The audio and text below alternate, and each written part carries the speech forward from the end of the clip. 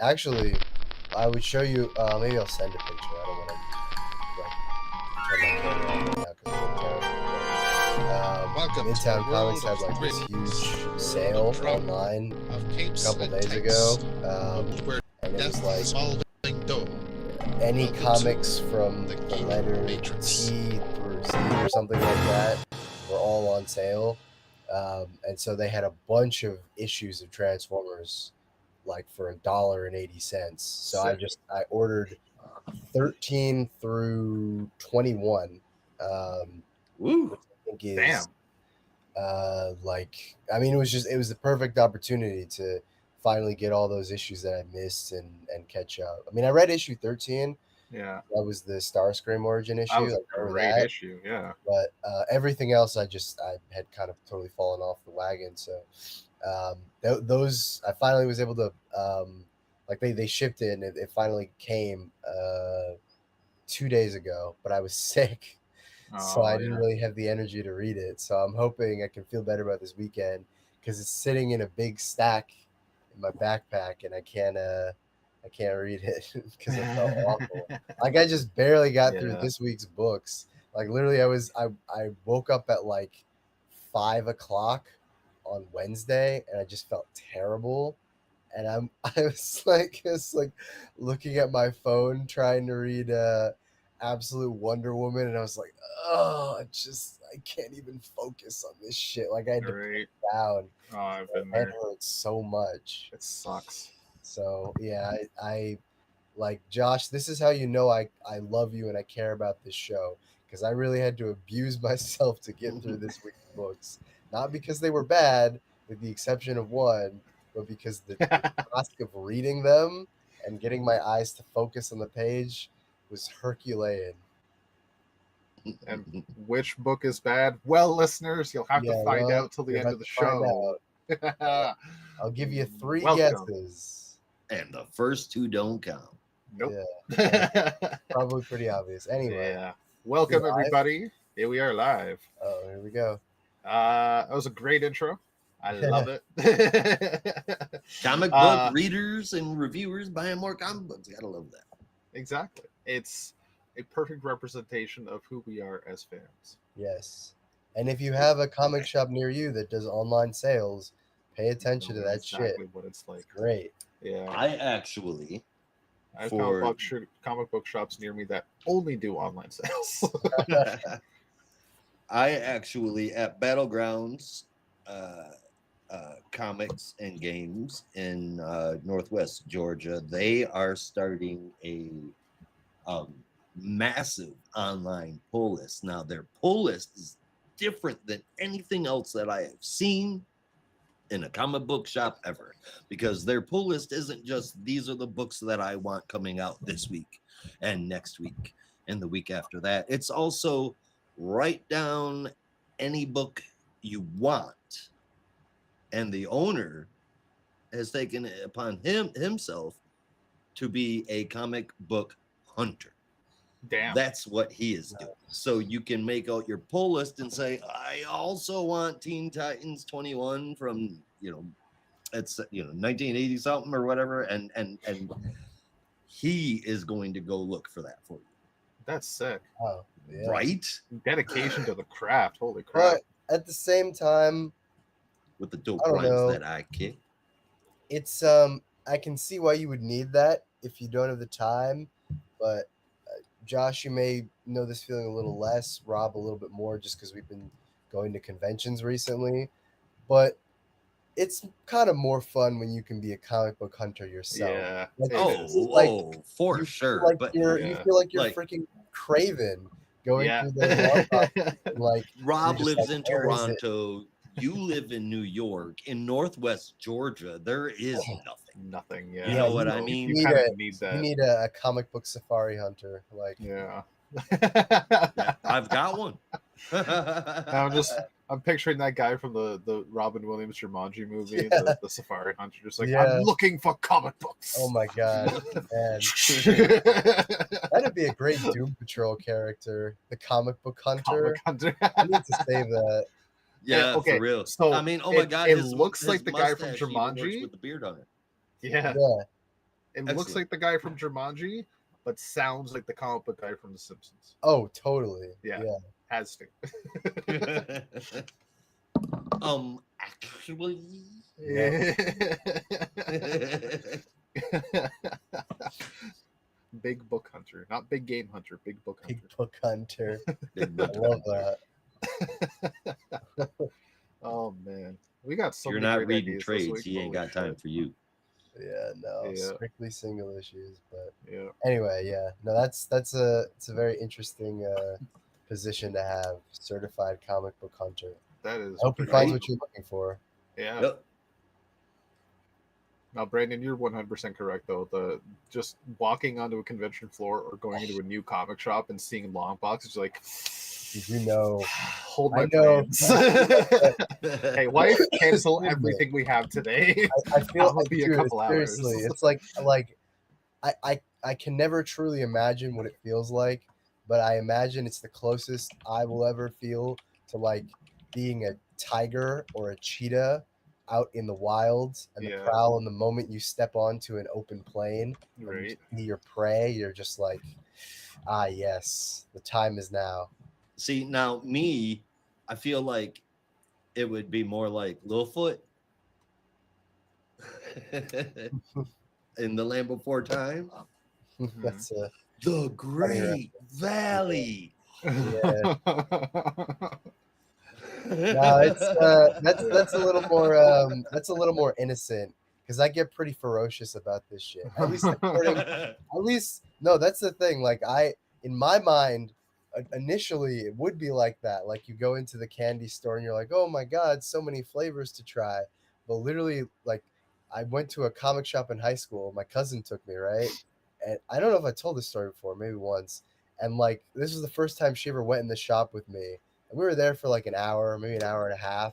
And she was like, I have never seen anyone in my life shop like you. Like you just prowl the aisles like an animal. And I was like, oh, okay. Like so serious, like just moving from thing to thing.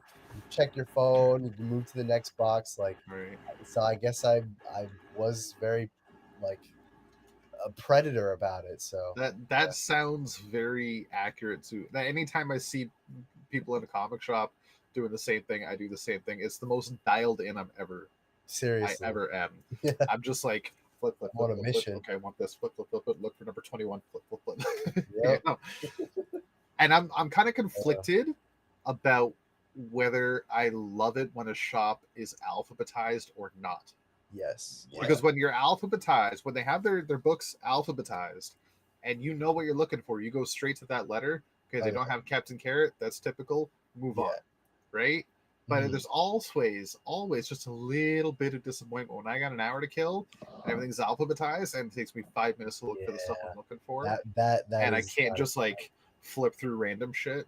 Oh yeah, no, the ones where I'm the most dialed in are. Oh, sorry. Go ahead. Oh no, I was just saying you still can flip through random shit. Yeah. But it's not necessarily random at that point, because then I know like in this section of C, these 3 boxes is all Captain America. Exactly. Yeah. So I can skip all 3 boxes because I don't need any Captain America. No, I would say the one for me, the one where I'm the most like dialed in is, and this is almost always the case with like a sale or if there's a dollar bin or something, is when I found 3 or 4 issues of a particular series, and now it's like, no, I have to find like issue 6 or issue 7 or something like that. And it's just that's when you're really like a fucking cheetah, and you're flipping through it. You got the spider fingers, and you're just trying to identify that one issue. you know. Oh so yeah. Like I remember when I was finding all those issues of the 90s Martian Manhunter series, I was like, no, they fucking have issue 20 here. Like, I know it's here. So it was like, I just went through all the long boxes. I was like, just see if I could find it. And eventually I did. But it's that feeling of chasing a particular thing when you've already found a couple of matching issues. Exactly. That's how I came across those few issues of Martian Manhunter as well. I'm like, I need to find the rest. But there's such a shitty feeling when you've gone through every single box at the store and you're missing like issue 4. Yeah. Right. And like they definitely don't have it. And you've got like a stack of 20 books and they're missing like 3 key issues. Bro. Like, the fuck do I do? Times. Do I buy them and hope I find the books later, or just put them back and leave disappointed? That's like worse than losing your keys. It's just like, oh, come on. Like I have to go home disappointed, Right. knowing that one issue will forever haunt me. All right. Or you For just me right now, go that's to eBay Talk and hope World for the best. number 26. I'll Why keep an eye out. can I not find this fucking issue anywhere? It's the only one I need to complete the series. I'm actually gonna go to a shop, if not tonight, if I have time, then tomorrow. So I'll keep a lookout for you. Please do. Just send me the title. Hawk World number 26, right? Yeah, 26 or 27. Let me check my Okay. list. All right. Yeah, send it to me after the show. I'll 27. take a look. That's the 27. one, yeah. Okay. Are you still looking for Marsh Manager number 20? No, that one I have. There's a You got couple of I have a list. I can send you. Yeah, by all means, send it. I'll see what I can find. Yeah. I mean, the Dude, shop that's down the road from post me it in is- group chat so we can all look for it. Yeah. Oh, I found Josh's variant cover, so I think I can find anything. Oh, sick. Yeah. Oh, that was the other one recently. Was I've been collecting the first Azrael series just because like I went to my old comic shop from high school when I went to Boston, and I found a bunch of issues there. I was like, oh, dude, say less. But they were missing issue 5, Oh. so I have like 1 through 11, but I don't have issue 5. Where is it? Why was like that kills me? So I was like, Yeah. okay, 1, 2, 3, 4, 6. What? No. Where is it? Where is number 5? Yeah, that's the worst feeling, man. Yeah. All right. So I'm going to use that opportunity to segue us over to news. Let's do it. News.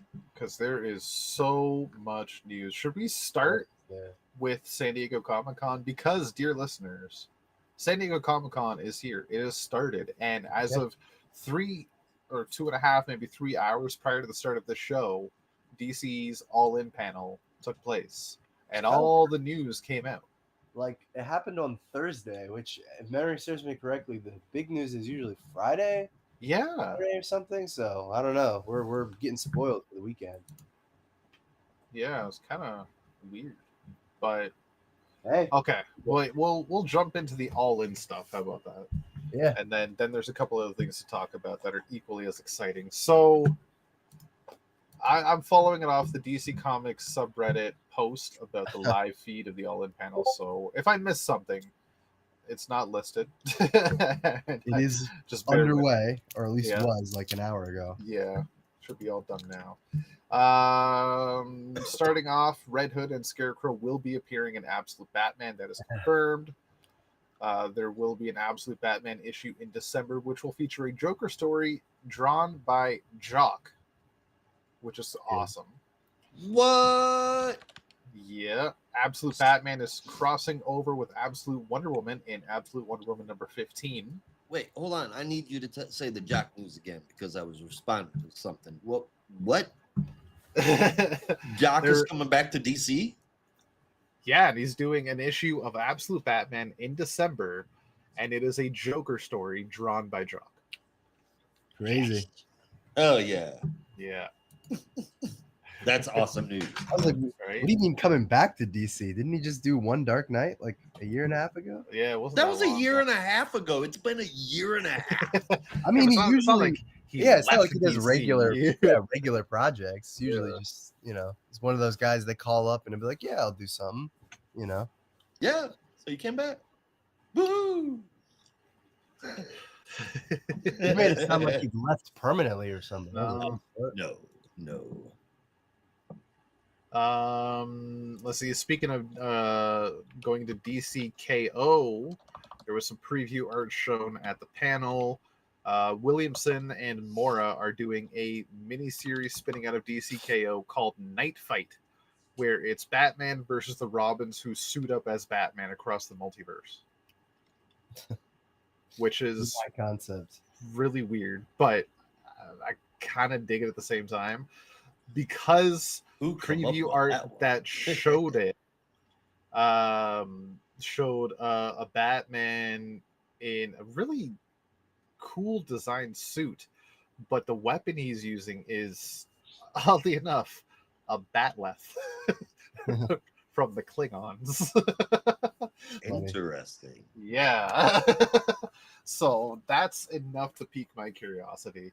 DCKO will not be ending the Absolute Universe, so this is not the ultimatum for the Absolute Universe. Um, DCKO is being described as Squid Games meets Mortal Kombat, which is very interesting mix. It makes it sound like some people will die, but seeing as it's in the apparently the multiverse is going to be coming into play in this as well, so more than likely there's going to be people dying. And finally, we have a new Absolute book joining the list confirmed, coming in spring 2026. We have Absolute Green Arrow. It's such a long time away. Yeah. By Pornsak Pishishote and Raphael Albuquerque, bringing us that book. Pretty sick. Yeah. Indeed. I'm looking forward to it. We Yeah. did call it, said the next Absolute book that comes out will be Green Arrow. You remember that? Yeah. I think you guys called it because I was thinking it might be Aquaman, but yes. Yeah. I feel like Aquaman's still coming. I wouldn't be surprised. Yeah. And the preview art for it is really good. I mean, it's Raphael Albuquerque. Yeah. It doesn't really look like him though, so I don't know. Yeah. I didn't even recognize him at first. That was like Giuseppe Camicoli or something. But Yeah, I was gonna say it doesn't like it does surprise me. But I'm taking their word for it. actually, wait, no. This is I'm looking. Sorry, I guess they posted some more art. Oh yeah. I'm like, this is definitely not Raphael Albuquerque, unless he's completely changed his style. This is. Oh, wait, no, I'm tweaking. That's why they said these interiors are from Absolute Evil, not Absolute Green Arrow #1. Oh, okay.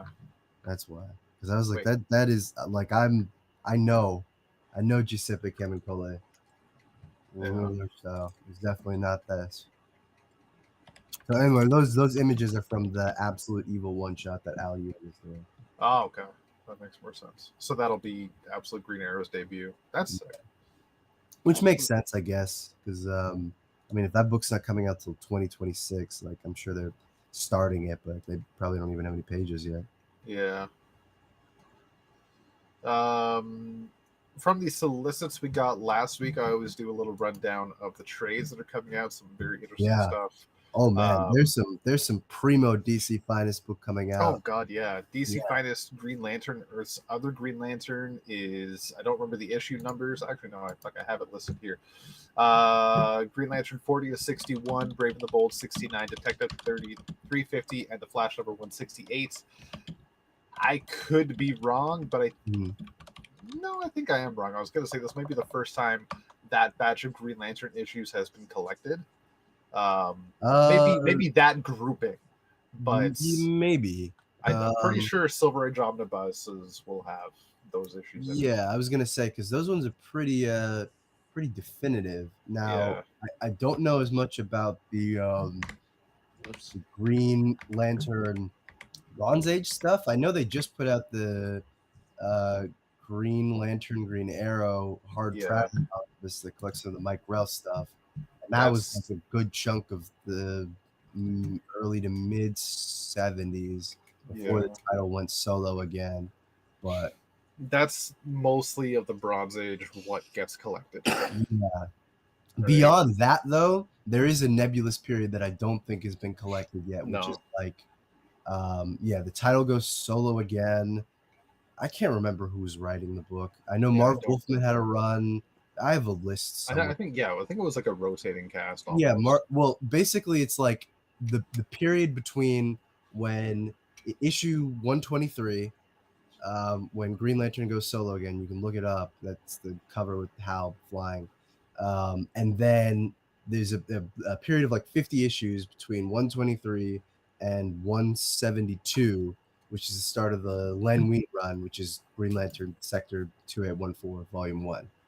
So there's like those 50 issues that I don't know if those have been collected before. Maybe not, but those are the ones that I usually see like are still not available anywhere. All right. So hopefully Yeah, they'll like there's that batch. There's the 1990 series issues 1 through 46 have never been collected. yeah. Period. Well, the funny like thing is every Kyle Rayner era issue from like what issue 92 to like 83 or something like that never been collected. Yeah, the funny thing that run is notoriously bad for it, and I can understand my hesitation right now. But the funny thing is, there is a trade for like the first 8 issues of that 1990 run. Oh, really? Yeah, I sent a picture of it to you guys a while ago because I found it at like my used shop. I was like, I didn't even know this existed, but it's only those first 8 issues, and then everything else is still, hasn't been collected. But yeah, the bulk of that run from issue, what is that? Like, where does the compendium end? Like 60 something? Oh, the Kyle Rayner compendium? Yeah. Shit. Where is it? It's sitting on my. I'm too lazy. I can't. I know. I just don't want to move my fingers right now. It's something like the late 60s, I think. I'm just gonna look at it. Yeah. Anyway, yeah. As you know, everything beyond that hasn't been collected either. Yeah. I mean, there's a few trades like their Circle of Fire was collected. Yeah. There was Power of Ion was collected, and like a couple other story blocks were collected, but never the whole run. I forget. There were a couple of actually. Yeah, that's not entirely accurate. There's a couple of collected editions from the Judd Winnick run from the early 2000s, but like published in the early 2000s, like the trades were, but those ones also, I mean, some of them you can find, but they're not that great either. So it would be better to just have like a jumbo sized collection. Honestly, this showcase stuff, sorry, not showcase, the DC Finest collection would be a great way to do that. Like just dip your in. But yeah. It'd be fantastic, especially if the DC Finest line is selling well. Oh man, guaranteed. Like you put the title on it, DC Finest. I'm just probably going to sell. Well, okay, so I saw some of the ones that you sent, and I was like, these are pretty cool. And then I looked at some of the other ones that were listed, and that's when I exploded because I saw some of the ones that they were putting out. I was like, this is the potential for this line. Incredible. It's gone crazy because not only are we getting some of the Doug Mensch Batman stuff from the 1980s, which also incredibly notoriously hard to find.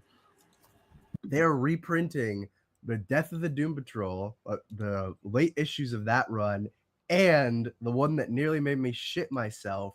They're actually reprinting the Charlton Blue Beetle issues from 1965 and 1967. And I assume awesome. in color. I need to say that again. In color, because they hadn't been printed in color previously. At least the old collection wasn't. Holy shit! I must have. I was like, I am going to get that 3 times over, and I'm going to pray to God that DC takes that as an excuse to print the 1980s Blue Beetle series, which they haven't done ever. Why? Holy shit! It's coming out in like 3 weeks. Is it? Yeah, publication date August 12th, 2025. Bro, that is awesome. I didn't even know. I thought it was 2026. Captain Atom 83 to 86, Blue That's Beetle the one. 5, Blue Beetle Volume 2, I guess 1 to 5, and 50 to 54, and then Charlton Bullseye number 1.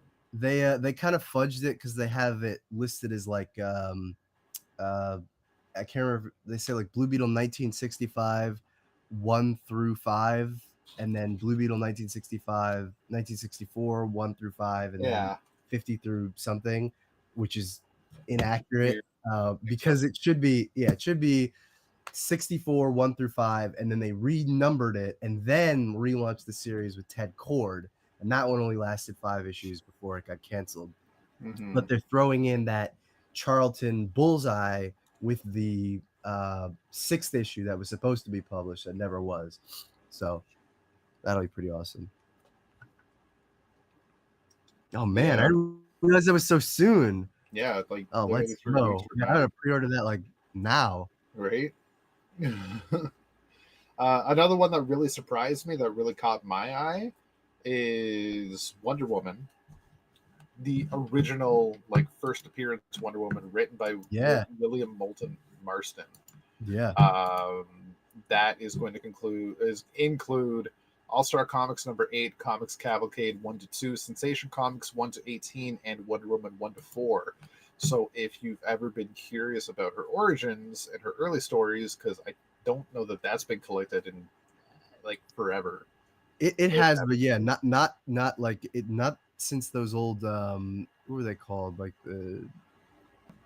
those big hard, you've probably seen them before, but like those The big old hardcovers from like the early 2000s. Yeah. What's the name of that line? DC, not Finest. Oh, the world's no, that was Sodcom. No. World's Greatest Wonder Woman Stories or something like that. No, it'll come back to me. But anyway, sorry, I didn't mean to interrupt. No, you're fine. And just looking at this list Archives, that was well, right? Archives.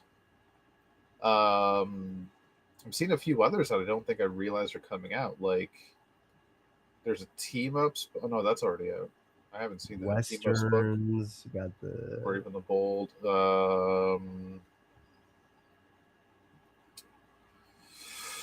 Where did I just see the Spectre?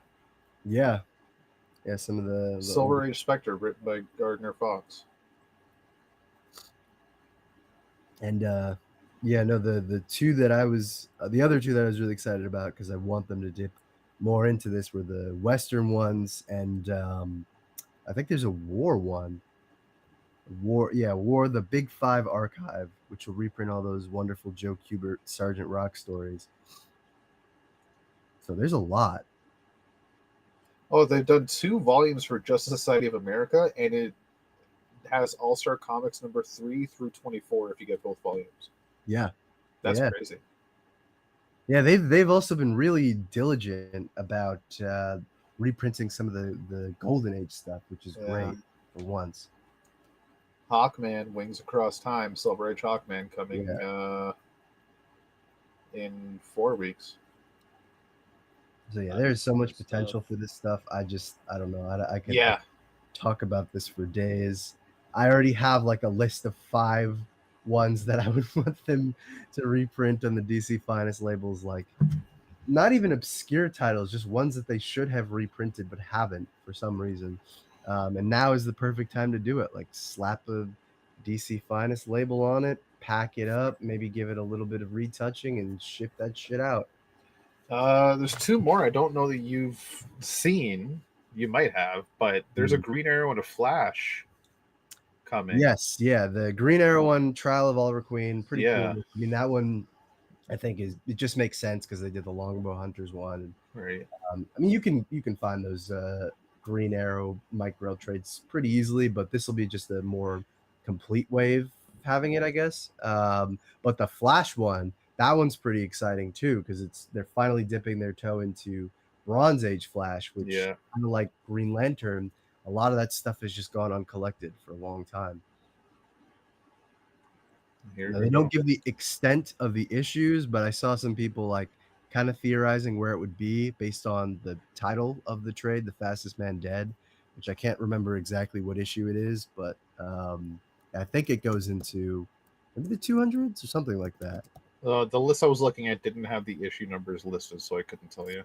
Yeah, but I mean, you can also look at the credits and the cover and like Irv Novick and Carrie Bates, I know, start writing for the Flash in the early 200s. So my guess is probably going to have some of that stuff too.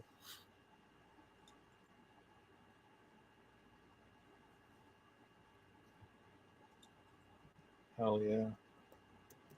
Anyway, I'm so happy with this line, man. Yeah. Oh, it's fantastic. It really is a really cool line. Yeah. I hope to see more DC Finest and more Pocket Comics because Yeah, that's a really cool line as well. definitely. Um, and This is the time, please. finally, I am humbly requesting you, humbly on my hands and knees, asking for more Blue Beetle, yes, specifically the 24 issue series from 24 or 26 issue series from 1986. It would be very easy to put together, and I will give you money. Just do yeah. it for me, please. I need this. And my company is willing to print them. Just where I work, will gladly print them. Just let me take a few pages Yeah, home. here, man. I'll pay Brush you off for the some of those presses. pages. We also have Doom Patrol by Keith Giffen and Matthew Clark is getting an omnibus. Yeah, very underrated run. I'm glad Yeah. that's finally getting its due. And speaking of compact comics, We 3 from Grant Morrison and Frank Quitely is getting a release. Yeah, re-release. Re-release. Yeah. Re-release. We 3 times released book. Yeah. Yeah. But it's Starting to compact catch up with Elegy. comics. Yeah. Yeah, so compact comics was only $10. It's a heck of a story, so it's an easy read, easy pickup. Mm. Let's see here. I gotta go through like different chats to pull up all the news. Oh shit! Yeah, this is news. Kirk kind of just passed this along. I don't know when it was announced, but Dynamite is publishing Buffy and Angel comics, both by Kelly Thompson. Nice. Yeah, and which a is great really writer to fucking do cool. Yeah. Mm. And the big news from earlier in the week that got us all excited that Brandon shared that Spider Boy #1 from Yeah, 1996, part of getting a Marvel and reprint. DC's Amalgam line, is getting Facsimile edition in October. Hell So a yeah. reprint of Spider Boy #1. Now, in That'll my open some doors. yeah, in my zeal in posting this, like I made it seem like this is a hard issue to find. It's not. No. None of the amalgam books are, but Well, I mean, depends where you go because I don't think I've ever seen an Amalgam book in the oh wild. really? Dang, man. Yeah. Again, this is another reason why I wish you could come to conventions with me because I see this shit all the time. If I see another issue of shit. Super Soldier, I'm gonna lose it. But that's neither here nor there.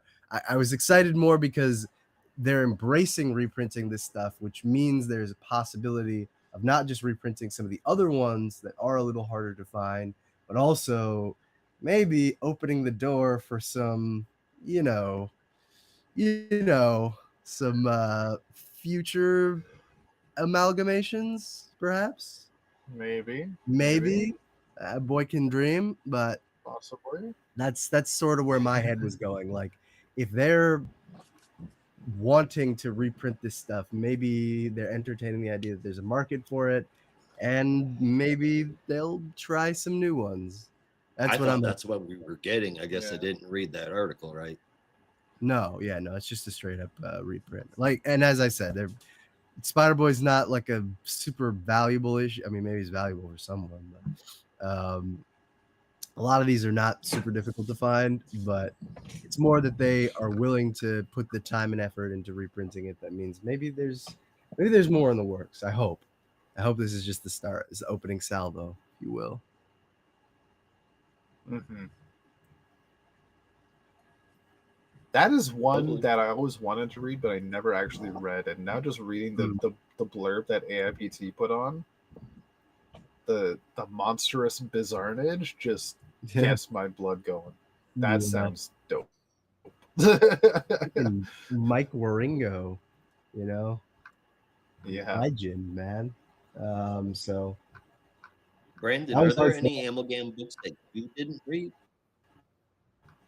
Jesus Christ! Every time you with this funky pronunciation, I'll never understand it. But yes, there are a couple amalgam books that I have not read. I think I'm trying to. Yeah, I mean there. I don't know. I mean, like there was like some Hulk one that I don't think I've read, but I can't remember the name right now. Maybe I'm going crazy. Anyway, yeah, I read a chunk of them. And Strange Fate, obviously, being my personal favorite. Um, were there any I didn't read? Oh, Iron Lantern, I didn't read, or I haven't read All rather. right. Yeah. I gotta find where I put it because I bought it years ago before I had all this massive amounts of trades. Mm. I bought the DC Comics collection of the Amalgam Universe, Oh, nice. which had like 6 or 8 choice issues. Yeah. So it was either 2 or 4 volumes for it. I don't remember, but I think because they had the DC Comics collection, the Marvel Comics collection. Yeah, and I I think think it there's was only one of there's each, right? 4.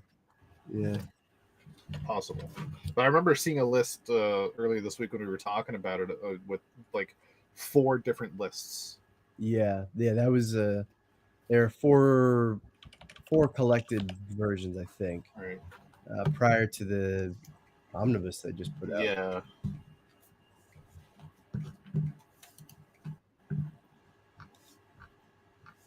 And I didn't read Generation Hex, but I probably should. That sounds like a read. What the heck?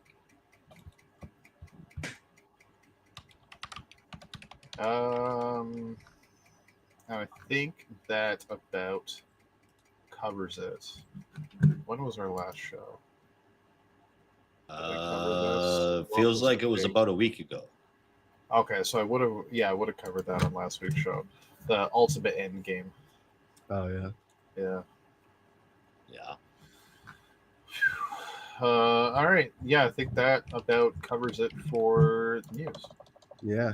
Well, I have one thing to plug. It was Go for a bit of a surprise for me, but a while back, IDW put out a preview for their Godzilla series that was coming out yeah. in the summer. And I'm not like a huge Godzilla fan. I'm not even really a Godzilla fan, to be honest. Like, watch some of the movies, but it was never something that interested me greatly. But I love the artist who's attached to it, Nicholas Chismestia, and his stuff looked incredible. And you got Tim Silly doing the art, so it's going to be solid. For doing the writing, so it's going to be solid. But the first issue came out this week, and it was pretty good. Not amazing. I wanted to see more Godzilla. Surprise, but pretty good. That's most Godzilla stories these days, where like Godzilla's more of a background character. Like you get the coolest looking double page spread, and the rest of it is just like kind of a lot of setup. And I was like, it's good, but I wanted more. I wanted more of the stuff on that cool page, you know? Yeah. I mean, that's the I don't want to say curse. What's the word I'm trying to think of? The downside to having a character like Godzilla is if you're trying to make a compelling story, you can't really do it with Godzilla alone. You have to build the story around somebody that's getting potentially squashed. Yeah. Right. I feel like you need someone an trying to even survive. ratio. Yeah, for that. Like I need a ratio of cool destruction moments to talking heads, you know? Yeah. Like, I'll be honest, I didn't even finish the book, and I know it's kind of a taboo book, but a good example of that, I hate to say it, is the giant cockatoo. Was actually pretty good at balancing the destruction versus human interaction. Right? Wow. I didn't even read that one, but it kept popping up on my feed, and I was like, maybe I should. I like Jerry Duggan. I mean, the first issue was really good. I just never got around to finishing it because it was a little much at times. I can understand that. I can understand that. I think it was called the giant cockatoo. Maybe it was the great cockatoo. It's something. The thing was called cockatoo. No, you're right on the money. It's the giant cockatoo. The giant cockatoo. That's that I will never forget that book. That is an title. Because it didn't even register in my mind what it meant by cockatoo, because it was spelled Kokju. I'm like, okay, that's an interesting way to spelled kaiju. It's a giant We monster, so know. maybe it's just like a new version of a giant monster. Then I No. get halfway through the book where you see what the giant monster has on its body. You're like, oh, that's what that means. Okay. Is that monster fucking a building? What the Yeah. shit? Like I said, it's Jerry Duggan, so I expect it to be somewhat juvenile. And I remember seeing, like, I don't think I read a full preview, but there was like a quote from like the first page or something about an erection, and I was like, yeah, okay, I think I know what this book is about. Yeah. Like, if the title wouldn't give it away, I think I have an idea. Yeah. Like I can't unsee the panel where the giant cockatoo is having intercourse with a high rise Christ. and people are being blasted out through the other side through the windows. Yeah, that sounds Yeah. about right. Yeah. That it was an experience, I'll say that. Totally imagine. Yeah. Josh, have you ever seen or heard of the giant cockatoo? No. No. Sorry. Oh man. Don't be sorry. That's good. I mean, unless you find that you might enjoy it, you know. Yeah, Who knows? you might enjoy a giant cockatoo. I typically don't seek those stories out. I like it was just one I came across and it had a kaiju on it, so I was curious. Yeah. Right? I'm kaiju Oh. curious every time. You've been curious your whole life. Yeah, I didn't realize I was curious until I was like 17, but yeah. Was it the cockatoo that showed you? If it was the cockatoo that showed me, I would not be bisexual. Yeah, I think you'd be traumatized. Yeah, I'd be trauma-sexual. Ooh, that doesn't sound comfortable at all. You know, neither was that building, but that's besides the point. Yeah, so I think that should be all the news. Sure. That's all I got. Yeah. Yeah. Okay, I believe you. Stay classy, San Diego. KRP in Cincinnati. I don't know why, but yesterday at work, because I just do like menial shit, so I'm left with my thoughts all day at work, and ever so often, like every day, I'm thinking about my dad at some point, right? Of course. Because we have so many great memories, and one of the best memories is always the Thanksgiving episode of WKRP in Cincinnati. Because the line he loved to quote the most was, "As God is my witness, I thought turkeys could fly," which, quite honestly, is one of the greatest punchlines for 20-minute 7.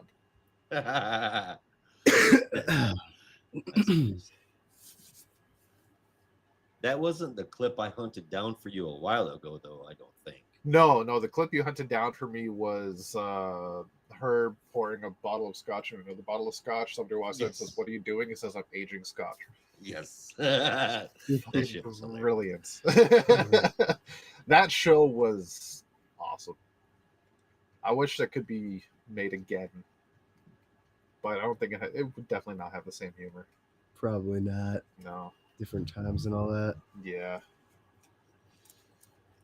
I mean, I don't think. Obviously, I was a kid when I watched it with my dad, so there's probably not as much like era appropriate humor in that show that we might think there is. I think there was more so just like office humor. Oh yeah. Right? I could be wrong. Well, shit, man. That's kind of era I mean, there was appropriate. like seriously, almost all of the jokes were about alcohol or money or at the expense of women. So WKRP was very much a product of its time. But if you take away the jokes at the expense of women, could probably still be made today. Right? Because jokes about money and jokes about alcohol still exist. Yep. Oh yeah, we still make fun of alcoholics. Yeah. That hasn't gone out of style, thankfully. Exactly. And that's what I mean. Like, there's not going to be as many age or era inappropriate jokes, I should say, as we think there would be for a show that aired in the mid to late 70s. Not like it's All in the Family or something. Yeah. Right?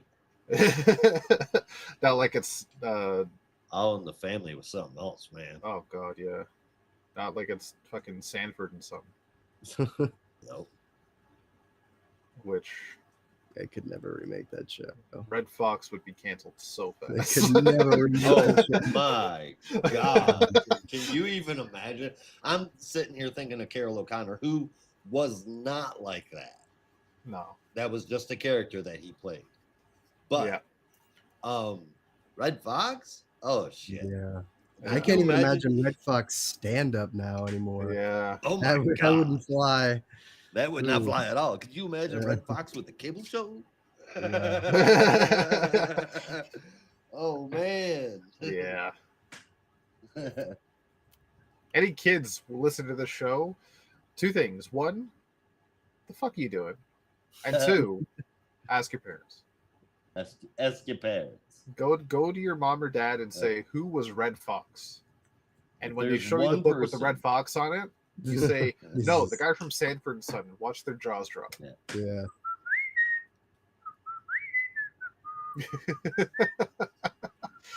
Yeah. I know. And then Yep. watch them awkwardly try to explain why they can't explain it to you.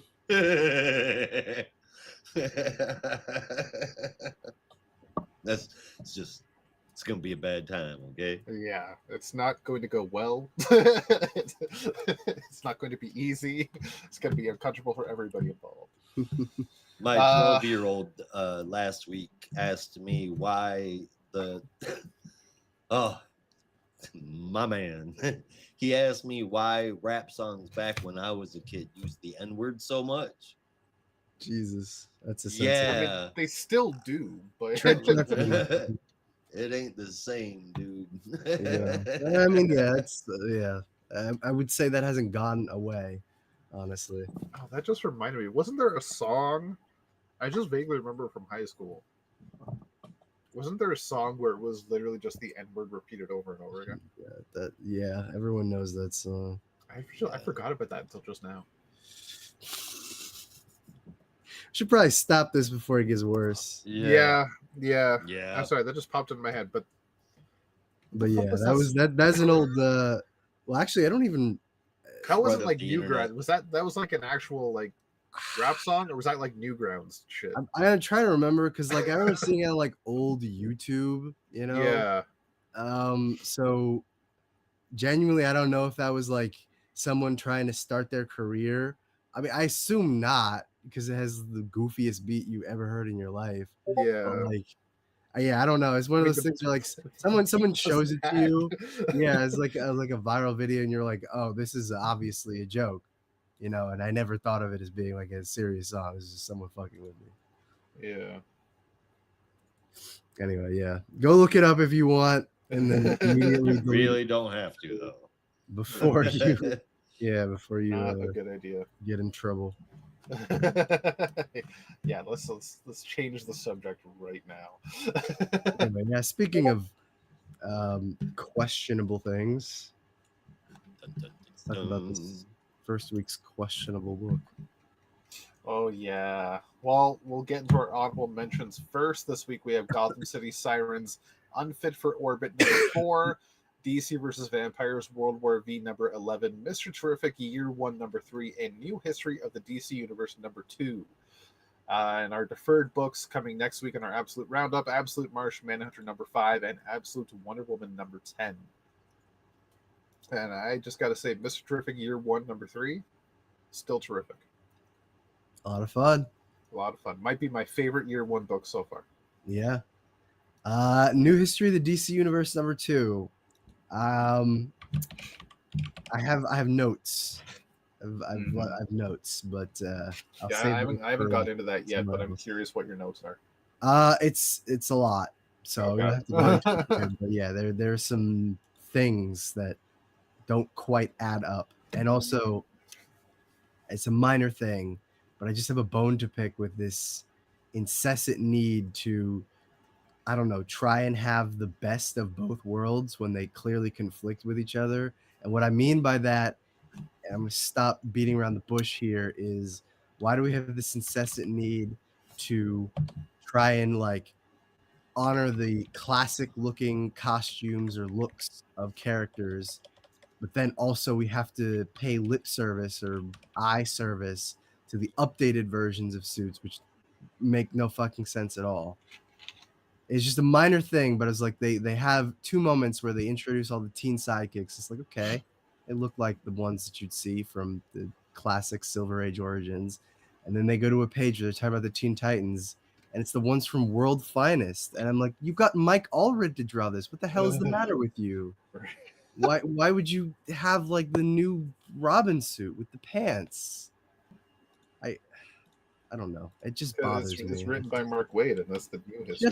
Just commit to one or the other. Either you go with the updated ones and I'll groan, or you go with the classic ones and other people will groan. Just decide and go with that one. You know what I mean? Yeah. Anyway, that's all I got. I have other notes, but I'll save that for my Brandon Rants show, where I rant about things for an hour. Look forward to it. One thing. I wish that was a thing. Yes. No, I don't have the energy for that. Not today. One thing I wanted to share, much to Danny Warren Johnson's chagrin, I actually found a bumblebee in the wild. Nice. Yeah, I'm sure he's seething right now. So my Autobot collection is growing.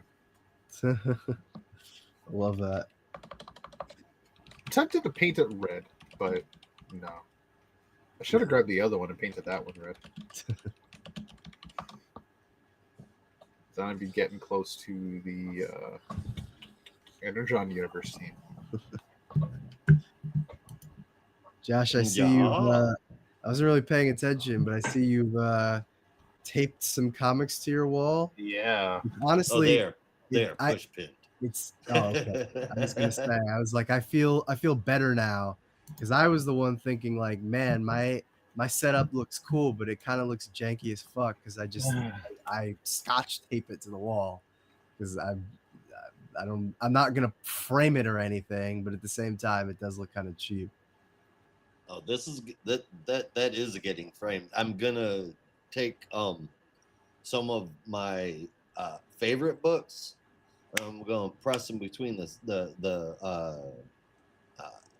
plexiglass, and that'll be one of them. And Lobo's actually going to be one, and I'm going to put them in picture frames and just have That's them. The Lobo you want framed, really? And well, it's going to be one of them. Yeah, Lobo. I'll probably have more than one Lobo. Dang. Well, I don't know. I would say save your money because I'd rather send you the original Lobo miniseries, the Simon Bisley one, if I can find it at some point. Oh my god, I would love that so much. I feel like that's the one you should have. Well, you get it. I can't. Even if they look janky, I could just never get them framed because I still want to pull them down and read them. Like I have Superman 75 pinned up on the wall, and I literally would pull that down all the time and just yank it out, slap it back up on the wall, and call it a day. I just can't. I can't shut it away in a tomb forever. I love them too much.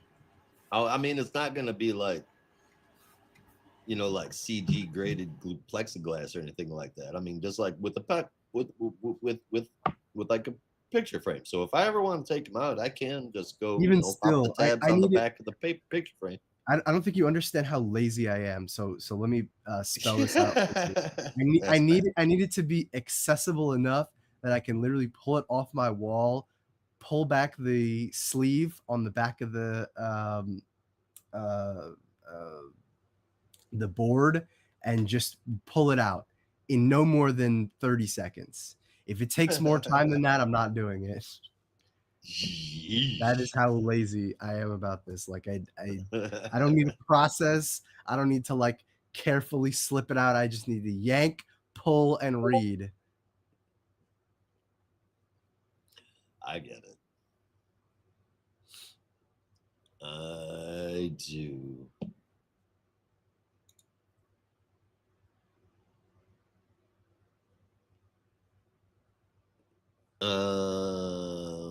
Green Lantern, Silver Surfer, Spider Boy, X Patrol,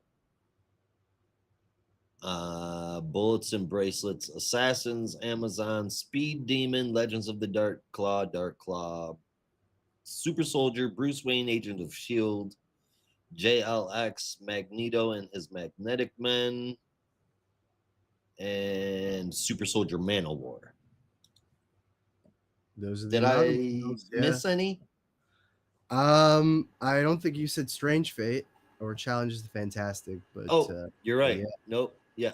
Bat I don't know Thing, all of them Challengers off of the top of my head. Fantastic, Generation Hex, Iron Lantern, Yeah. Lobo the Duck, Thorion of the New Asgods, and Doctor Strange Fate. Yeah. I I don't know all of flip them the off page the top two. of my head, but yeah, the ones that I like had an affinity for are the ones I usually know, like Right. Strange Fate and Challenges the Fantastic. And of Those course, are the ones that I've got. Plus, I've got the Marvel versus DC books and the. I don't have the first one run of Access, but I have the second run of All Access. Man, but I've seen so many of those in dollar bins. The novelty kind of wore off, honestly. Not the original DC versus Marvel, but All Access, because I guess that's the one that people don't really care about. Yeah. But yeah, no, I don't really have like a physical collection of a lot of the amalgam books. I think the only one I have is Strange Fate, but that's back in California. But still a hell of a good book. Yeah, Can't say that about all of them. I mean, they're fun, but honestly, Yeah. for me, it was more about the crossovers, not so much the composite characters. Fun as they may be. If you thought I was gonna miss out on Lobo the Duck, you're crazy. Yeah. Yeah. The only two issues that I remember actually having was Challenges of the Fantastic and Dark Claw Adventures, and I read those two so many times. I can only imagine. Those are the only ones that you've read? No. Those are the two that I remember having back in the 90s. Okay. I was gonna say, what? So I've read more than that now. Like I can't remember everything I read now, because anything I did read was in that collection I said I have, which I know at least had Doctor Strange Fate, I'm pretty sure. Oh man. And I want to say something to do with JLX. I don't remember now. I think Super Soldier was in there. But yeah, no, Challenges of the Fantastic and Dark Claw Adventures were the two books I know I read so many times. Especially Dark Claw Adventures, because I was right at the height of Batman the Animated Series. Well, that makes sense. Yeah, that was so fucking fun. Especially as a kid, like that. Yeah. What's not to love? Exactly. Not a lot. Yeah. And his arch nemesis, the hyena. Yeah. Perfect. Joker, Sabretooth analogs. Fucking great. Anyway, yeah, that is hopefully coming soon. Hopefully they do more facsimile editions. But yeah, let's get into a book none of us really want to talk about, but we are forced to because we're doing the show. Don't worry, it's short and it's as monosyllabic as I could make it because I hate this. Before we get into it, we got a special request, and I'm not going to give it the full review treatment, but I do want to throw this out there because they're right. God damn it, he is Mr. Terrific. Written by Al Letts and art and colors from the team of Valente De Landro, Marissa Louise, and Edwin Gelman, who is just fucking talented. My God. Yep. With lettering from Lucas Gattoni and a cover from Kerry Randolph and Peter Steigerwald. This is such an amazing Mr. Terrific story. It's grounded. It's a big story, like a Mr. Terrific story needs to be, but it's grounded with like a lot of beats that hit hard. This is kind of what would happen if somebody tried to take Mr. Terrific and write a Green Arrow story for him, and I fucking love it. It's excellent storytelling. I give it an 8.5 out of 10. Yeah, I'm giving it a 9 out of 10. It is fucking terrific. Yeah, I didn't rate it, but yeah, I mean, I appreciate that they're. I mean, I know it's appropriately timed with the movie and everything, but they're filling in that extra space around Mr. T's origin that Yeah. honestly yeah. really hadn't been there. Because like, I mean, yeah, he shows up in fucking the Spectre, and you're like, oh, okay, sure, whatever, and then he pops up in JSA later, and you're like, oh, what? You know, Yeah. where did this guy come from exactly? Because if you hadn't been reading the Spectre, you're like, I don't what? So I'm glad that it's it's giving extra dimensions to a character who long needed it. Now, Agreed. hopefully, Especially can do that. as deep as Mark- they've been making him lately. Yeah, he's definitely gotten a lot more screen time, and obviously the movies and the DCU. But I've been saying this for a while. DC, please get on this shit. It's time for an updated origin of Martian Manhunter, please. Yeah, We but need at a the year same one. time, like, I don't know how many different ways can you do that. It doesn't have to be different. Whoa, that wasn't even English. It doesn't have to be different. It was It just Martian. has to be more. You know, we know the Yeah. basic Amalgam. origin. Give us extra, is what I'm saying. It's like Mr. Terrific. We know the basic origin. If you read the Spectre, you kind of know what happened, and obviously some flashbacks in JSA. But give me more. Give me extra dimensions. Give me something. You Right. know. Look, if Green Arrow can have an in-depth year one, Martian Manhunter can have one too. Let's get on it. I'm down for Martian Manager year 1. Hell yeah. Saying this forever. It needs to happen. Needs to happen. Wow. That is a Well, book everybody should read. Mr. For sure. Terrific Year 1. It is fantastic. And it is tying into the DC All In storyline at the same time. How much, Indeed we it don't is. know. It is kind of loose right now, Yeah. but we do get some present day Mr. Terrific story and then jumps into some flashback stuff, which is connected to what he's currently doing. So definitely check it out. We did cover the first issue, and by special request, we're doing a little brief interlude with the third issue. It is so fucking good.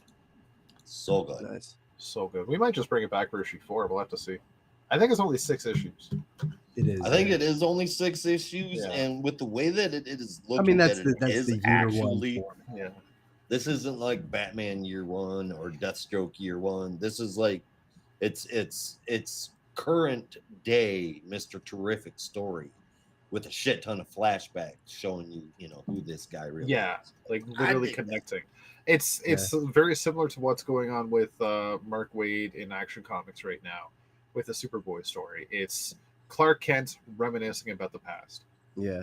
based on something he's doing right now. And as a storytelling device, perfect. I love that. They're not just shoving you into a random time in the past. It's like, this is a story we missed 40 years ago. No, it's not. But you have a purpose for this, and I like that. Yeah. That being said, if you want to do a Martian Manhunter year 1 and it doesn't necessarily have a grander purpose, I don't give a rat's A. Just do it. Exactly. Do it. Just do it. Yeah. Don't let your dreams be dreams. All right. Speaking of stories that are just kind of shoved in at a random time and Oh Lord. weren't written 20 years ago, Book that feels like it was written 20 years ago. shouldn't have been written 20 years ago. Dug out of a pile from old scripts from 2005. Yeah. Yeah, let's get this over with. Batman, Batman number number 161. Written by Jeff Loeb, pencils by Jim Lee, inks by Scott Williams, colors by Alex Sinclair, and letters by Richard Starkings. It's very painful for me to read that credit list because once again, Fucking A. it's like I don't know. It's like seeing. I don't have kids, obviously, but I imagine if I had a kid and they got their report card and it was really bad, and I was just looking at how bad it was, I would probably feel the same way I do here, like just constant disappointment each time I look down at each subject, and it's like, wow, I remember when some of these people were talented. Anyway, Yeah, I feel you. yeah, maybe you can illustrate that one, Josh, or maybe you can. I don't know how you react to report cards, but yeah, let's get this over with. Batman, Robin, and Bane fight Hush and friends. Hush and friends leave. Batman angry and punch Bane. Batman leave. Nightwing and Red Hood escape, Joker laugh, Batman go and speak to Barbara, Barbara angry and punch Bruce, Bruce and Barbara fight till Bat family intervene. The end. No, that's everything. That's it. There we go. You don't know is that's the exact script Jeff Loeb sent Jim Lee. You heard it here first, folks. And people thought the Marvel style was lazy. That was literally just like exactly that, just fractured sentences. It was like, all right, Jim, go nuts. I don't really care. I'll dialogue this shit later. Yeah, doesn't have to make sense. This book blows. I'll give you the story beats. Just fill in the blanks for me. Yeah. This blows 5 out of 10. That's all I have to say. There are, as always, some panels from Jim Lee that look really great and remind you of how talented he can be. But then there are other ones that look like they were rushed as fuck. So yeah, I'm done with this book. 5 out of 10, and that's being generous. Yeah, 5 out of 10 is way higher than I thought any of us would give it. It is purely purely out of like, I know how good they can be, and I'm more focused on that. Yeah, I'm doing my best to grade it, not in how much it let me down, but non-biased as a book. As far as this one goes, I mean, I found a lot wrong with this fucking thing, dude. Yeah.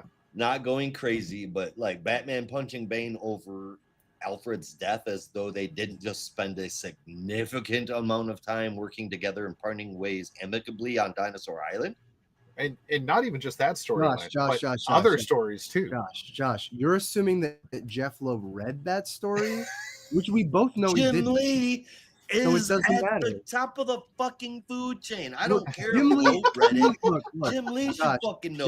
Jim Lee has more important things to do than read some lowly Batman and Robin book, okay? He has convention sketches to do. He has remarks to write. He's got to count all of his money. He's still got royalties from all of his other stuff. He doesn't have time to read all this schlock. So no, I don't think either of them knew. Well, that's their fault, not mine. And do your job. Yes, it very much is. I'm saying that to one of my fucking heroes. But trust me, it hurts everyone. Hush cut out Joker's tongue in the first issue. Did he? Yeah. Joker was strapped to the fucking table like this, and he had his tongue like way pulled out, and he had a pair of garden shears to him, right? Great. And then the next thing that we see, Joker had blood all down his face. But here, talking just fine. He's speaking perfectly fine. Look, they're not reading other Batman books. What makes you think they'd read their own? Like, come on now. Also, I'm sorry, but by the numbers. This shit is how you can instantly tell how old Jeff Loeb and Jim Lee are. And large and hands. For fuck's sakes, we have Bat NCIS now. That's what that is. That's what that shit is from. That's from that cop show that like everyone 65 years and older has to watch. And they're sitting at the fake computer with all the hologram screens, and they have a little pixelated picture of a person that's like an inch tall, and then they just go enlarge, enhance. Yeah. And then they repeat it a couple of times, and now they've got a perfectly detailed picture of who it is. The 60-year-olds just called out their Social Security cards in front of everybody. I love that stupid shit. I think the point of the story is what Batman asked and is often debated. How much blood does Batman have on his hands because of his approach to the Joker? Fair question. Okay, but there are better ways to handle it than this. Batgirl has invisible tech? What the fuck? I don't know, man. Yeah, where the fuck did that come from? This is all hanging out with Miles Morales, apparently. I mean, maybe if this was, as Brandon so eloquently puts it, baby's first Batman, like in the very beginning of my Batman journey, maybe this would be a good story to me. I don't know, but I know that a lot of shit in here doesn't line up. So though, because I'm like, if I'm a first-time reader reading this, first of all, I'd be horribly confused. Yeah. But also, I'd be like, why is, number one, why is he so aggro? And number two, what is all this like Hush madness? Like I wouldn't even, it would be so indecipherable if I hadn't already read Hush. Now maybe if you had only read Hush and this was the only other Batman you've read since 2003, then yeah, maybe you might enjoy this. Wild. Well, obviously, I'm assuming that they would have read Hush before Hush too. But I mean, Yeah. regardless, things don't line up. Shit's thrown in there for no reason. Invisible Talk. And as a veteran reader, this is just absolutely filled with stuff that we've seen before. I'm gonna give you a couple of fucking examples here, and it's not out of Hush. Okay, this is not the first time Batman saved Joker's life. Why is this such a big fucking deal? Joker last laugh in 2001. Batman gave him CPR to save his life. Batman the Demon laughs, a 4-issue storyline. And Legends of the Dark Knight Batman puts Joker in the Lazarus pits.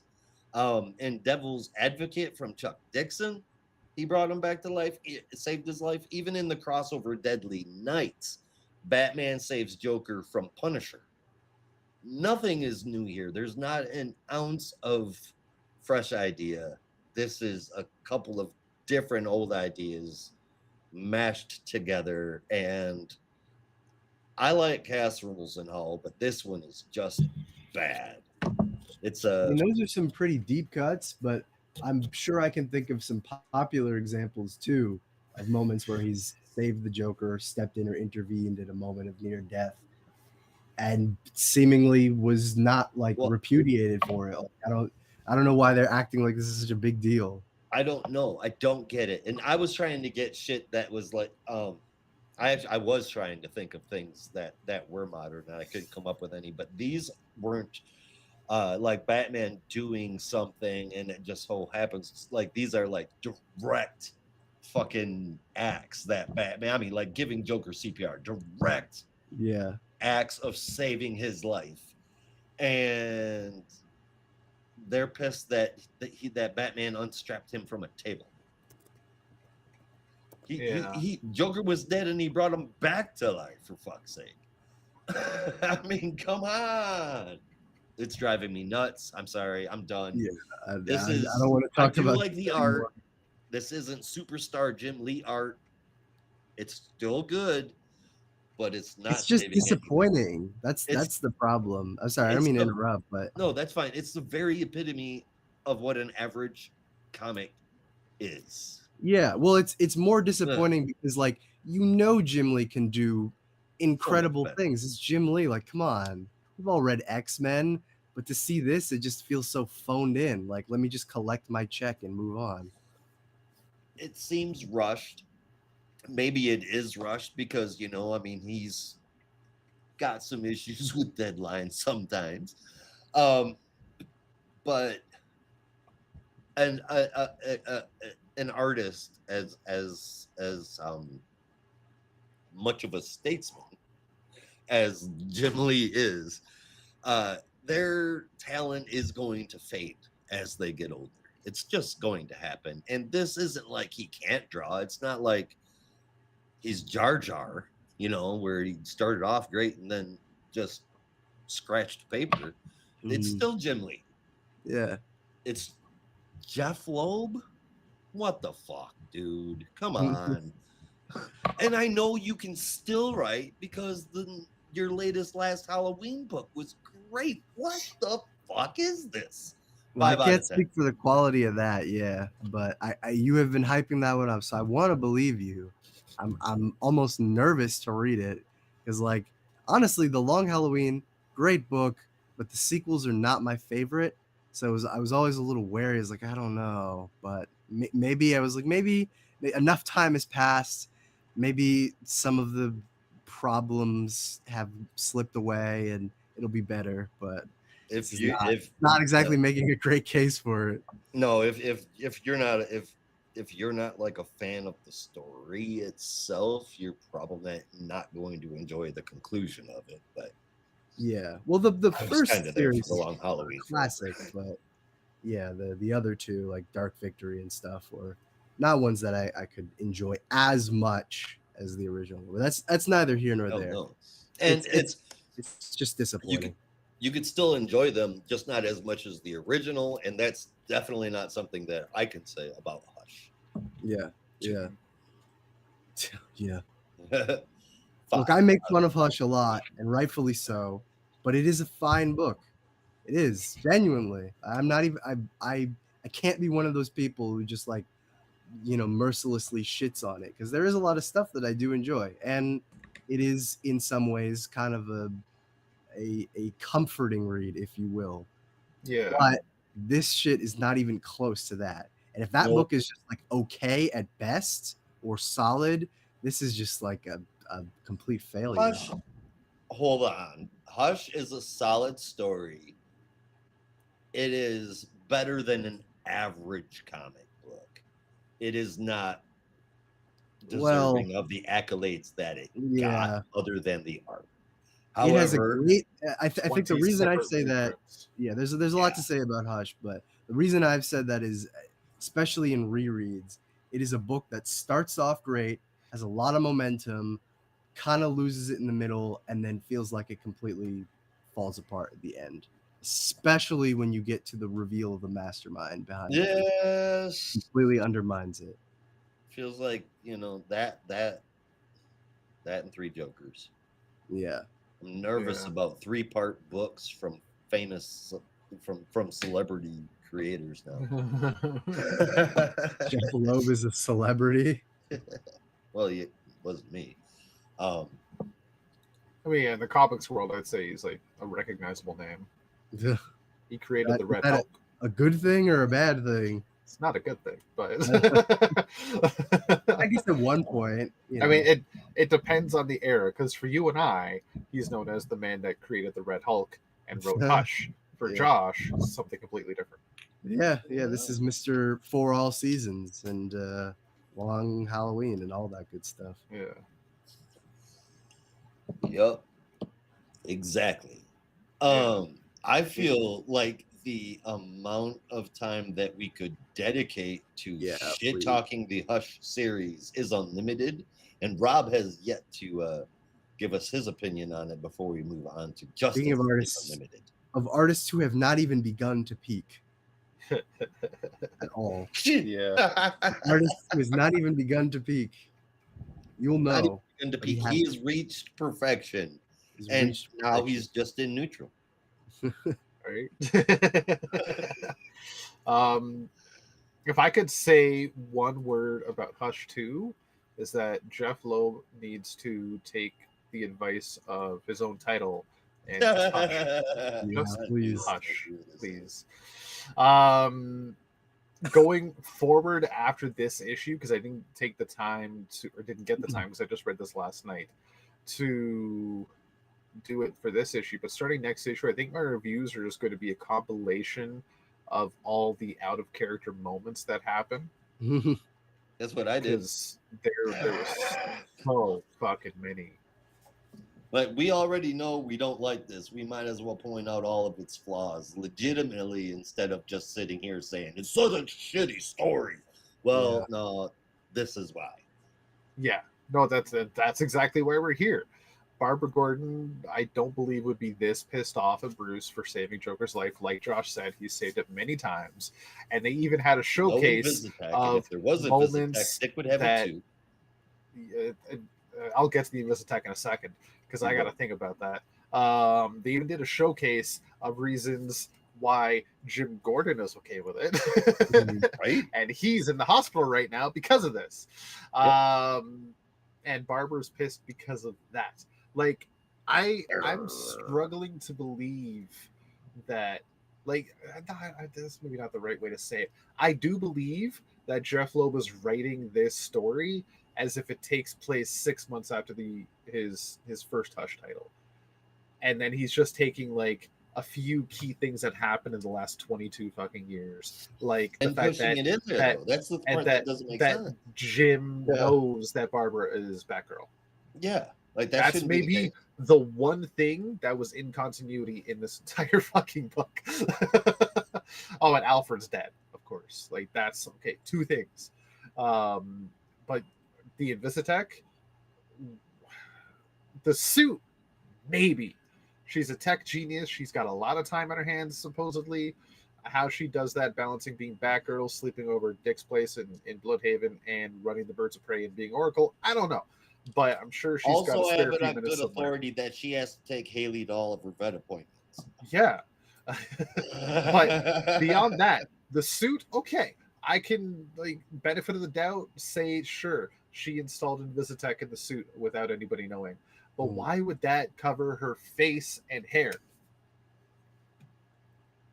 Wow, dude. Like, I was just so disgusted it was even there. I didn't even notice that. It's not covered by any cloth, and yet that part's invisible. That makes no sense to me. And that might be nitpicking, but that is a science thing that I'm annoyed about. I don't fucking care if you call it nitpicking. That's what bugs me. I didn't even realize about the thing with Joker and the tongue. That's stupid. Bruce is way too aggro towards Bane because, like you both of you said, they've been over this a few times now. Yeah. Right?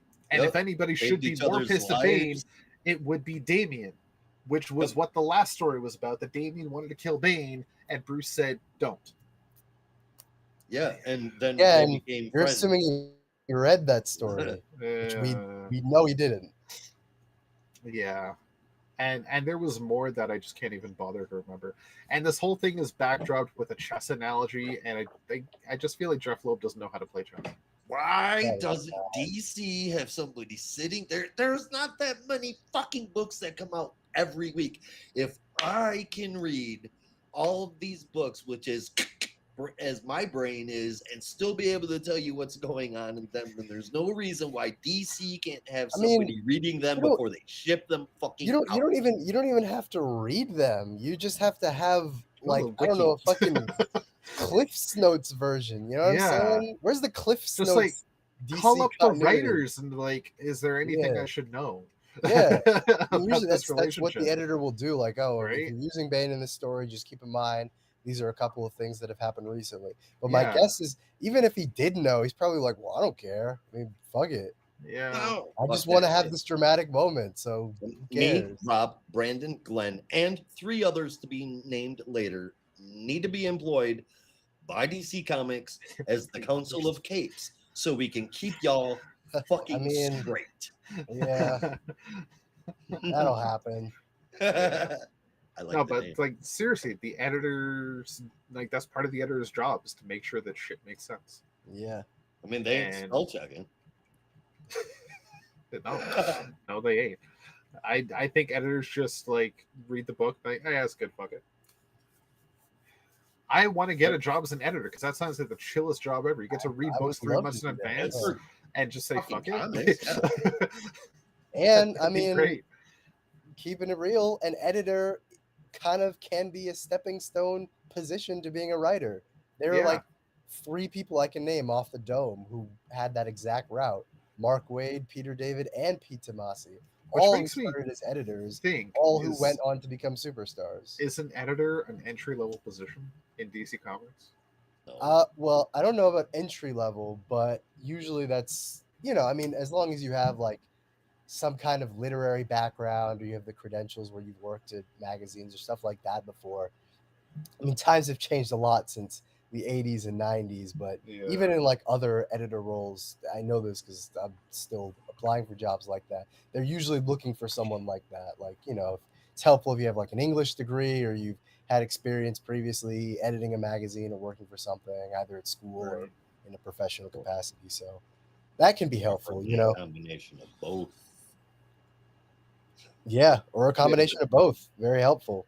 Assuming they're hiring, of course. Yeah. But Marvel used to have a program like that. They might still have that, where it was like a internship at the editorial offices, and you basically come in for like a few weeks, and you just be like a gopher, essentially. I applied in high school, and of course I got rejected because I was 17. But yeah. Should have applied the following year. Yeah, I think I was so discouraged at that point, I just didn't do it. I also kind of forgot about it. But, like, what was my plan going to be anyway? Where was I going to stay? what would I have done even if I had gotten the job? Wait, where Didn't are know the Marvel anyone. offices? Yeah. I don't In know New what I would- York. Yeah. Are they? Oh, Yeah. oh, I thought it was in like California or something. No. DC is now, yeah, but Yeah, they DC's both up there. used to be in. But DC's in California. Oh fuck! I yeah, thought yeah. they were in New York, so I had it the other way They around. used Oh to yeah, be. Yeah. yeah. No, they used to be on Lexington. I've actually been by that where the old office used to be, 480 Lexington. DC before they moved. Yeah, before they the moved. West. I think Yep, they have yep, a yep, Toronto yep, yep. office too. I could be wrong. Let's That would go. make sense. Because I know there's a Warner Brothers building around here somewhere. Well, yeah, there's a Warner Brothers. Fuck, is it Toronto or Vancouver branch? Toronto. Well, there's probably both because a lot of filming happens in Vancouver, but I know Yeah. there's a Warner Brothers building in Toronto, I think it's like or office anyway. Toronto or Vancouver's like in the name, and that's the Canadian half of it. Yeah.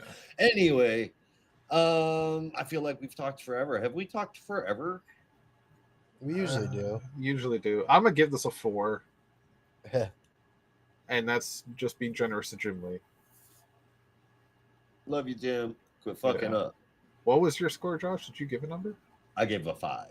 5. Fuck. Yeah. Am I too mean today? No, No, you're there's nice nothing with it, wrong with being honest. I know, but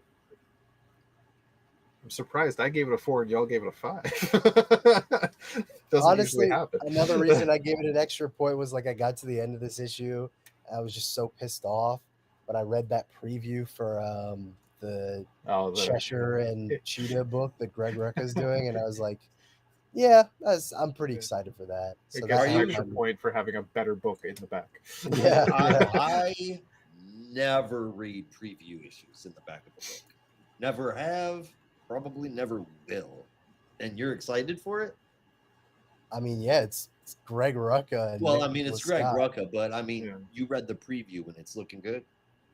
Oh yeah, I mean, I think it was just to get the bad taste out of my mouth of the comic. Like I saw that, and I was like, okay, well, I'll check it out. Give it a shot. That's pretty good. Yeah, it looks fun.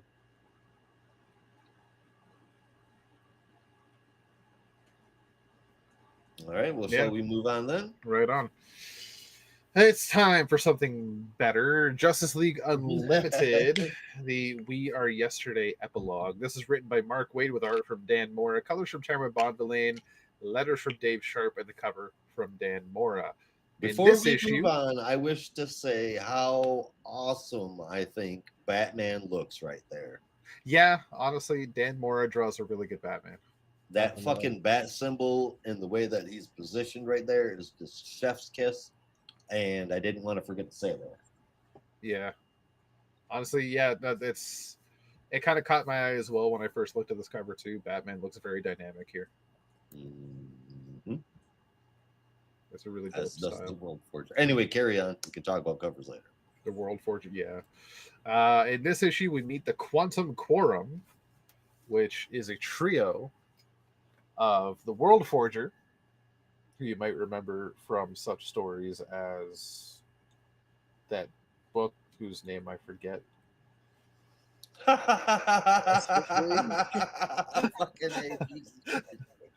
World Forger's made a couple appearances, but I think what you probably saw him in was in Death Metal. Death Metal. Oh, yeah, it was Death Metal. Yeah. Oh, I was like, yeah, I thought the first time he showed up was that Sixth Dimension arc in Justice League. I was like, yeah. What other book are you talking about? I was thinking he was, for some reason, I was thinking he was in like some Justice League. Not No Surrender. That was Avengers. What the fuck was that? Oh my god, and Kolu was in it, but no, like freaking what's her name wasn't in the series at the time. I got no idea. But what's her name wasn't. Where they all, there was like 4 different Justice League teams. They just split up and No go. Surrender. Was it no? Because it was Avengers No Surrender. Oh, No Justice. I'm sorry. No Justice. Thank you. I was thinking the same thing. There's No Surrender, but that's Avengers. No, okay. So No Justice. Yeah, Justice League No Justice. But no, they hadn't debuted at that time. I kept thinking it was that book because worlds and multiverse and whatnot. Yeah, okay, so it's Death Metal and Justice League is where he debuted with per Perpetua. Yes. Perpetua. Yeah. Yeah. But the World Builder, you may remember her No. from those books we mentioned. Not No Justice, but the other ones. Time Trapper. Time Trapper Keeper. Thank you. AKA Future Doomsday, spinning out of the pages of Superman. And Gorilla Grodd, spinning out of the pages of many fucking books, but more specifically this one. And how that comes to be is on the Watchtower after the events of We Are Yesterday. Time is basically fucked, and heroes and villains are popping in and out of the Watchtower at random times, as well as time quakes are happening at random times and just fucking with people. Heroes are blipping in and out of existence, going to the Watchtower and going back to their own time, seemingly at random. So a lot of the heroes that were supposedly stuck in the present day as of the end of the last part of We Are Yesterday have now mysteriously been brought back to their time periods. And the only way to stop these time quakes, the World Forger and Time Trapper Keeper says the only way to stop it is to kill Gorilla Grodd. The heroes don't like that because even though he's a villain and he caused all this, they don't like killing, obviously. So they fight to make that not happen. And eventually they come to terms with it. And instead, Gorilla Grodd uses his, as he says, enhanced intellect and convinces the other two to work with him to stop the time quakes. So they do, and the trio disappears. The heroes can't find them now, and that's where they are left for the time being. But that seems to have stopped the time quakes at the same time, which now leaves the past and future heroes. Well, I guess, yeah, now past and future heroes that are left include Terry McGinnis, Batman Beyond, Marilyn Moonlight from an unknown time period, Huntress from an unknown time period. Um, uh, it's Amazing Man, right? Yes. Amazing Man, with seemingly from the 1940s, because I believe he Correct. mentioned the All Star Squadron. Yep. 1944. Tell me I'm right, Brandon. I believe so. Yeah, Yes. I mean that would be Either his debut, but like I meant like this specific 1944. Amazing Man. Yeah. There's been a few different versions of Amazing Man, right? Not that I know of. Yeah. Wasn't there? I Because I believe- swear think there it was was a just this costume guy. with like a brighter green, and this one's a very muted olive. I mean, maybe the color palette is off, but Yeah. I think it's I think that like maybe there's two. I know there's like a modern day one from the Yeah. Jeff Johns JSA, but yeah, I don't know if there's been another one. Well, that's what I mean. Like, so the modern day one from John's JSA, is that the same one here from the 40s? Like, time No. displays? Okay. Yeah, no, this is like classic, as Josh said, All Star Squadron. Yeah. Amazing Man. And finally, Jonah Hex as well has been left behind. And the Justice League seems to have accounted for all the chronally displaced heroes, except for two we see have escaped, which includes Ultra, the multi-alien, and some next creature that I don't know who the fuck it is, but got a Z on his chest.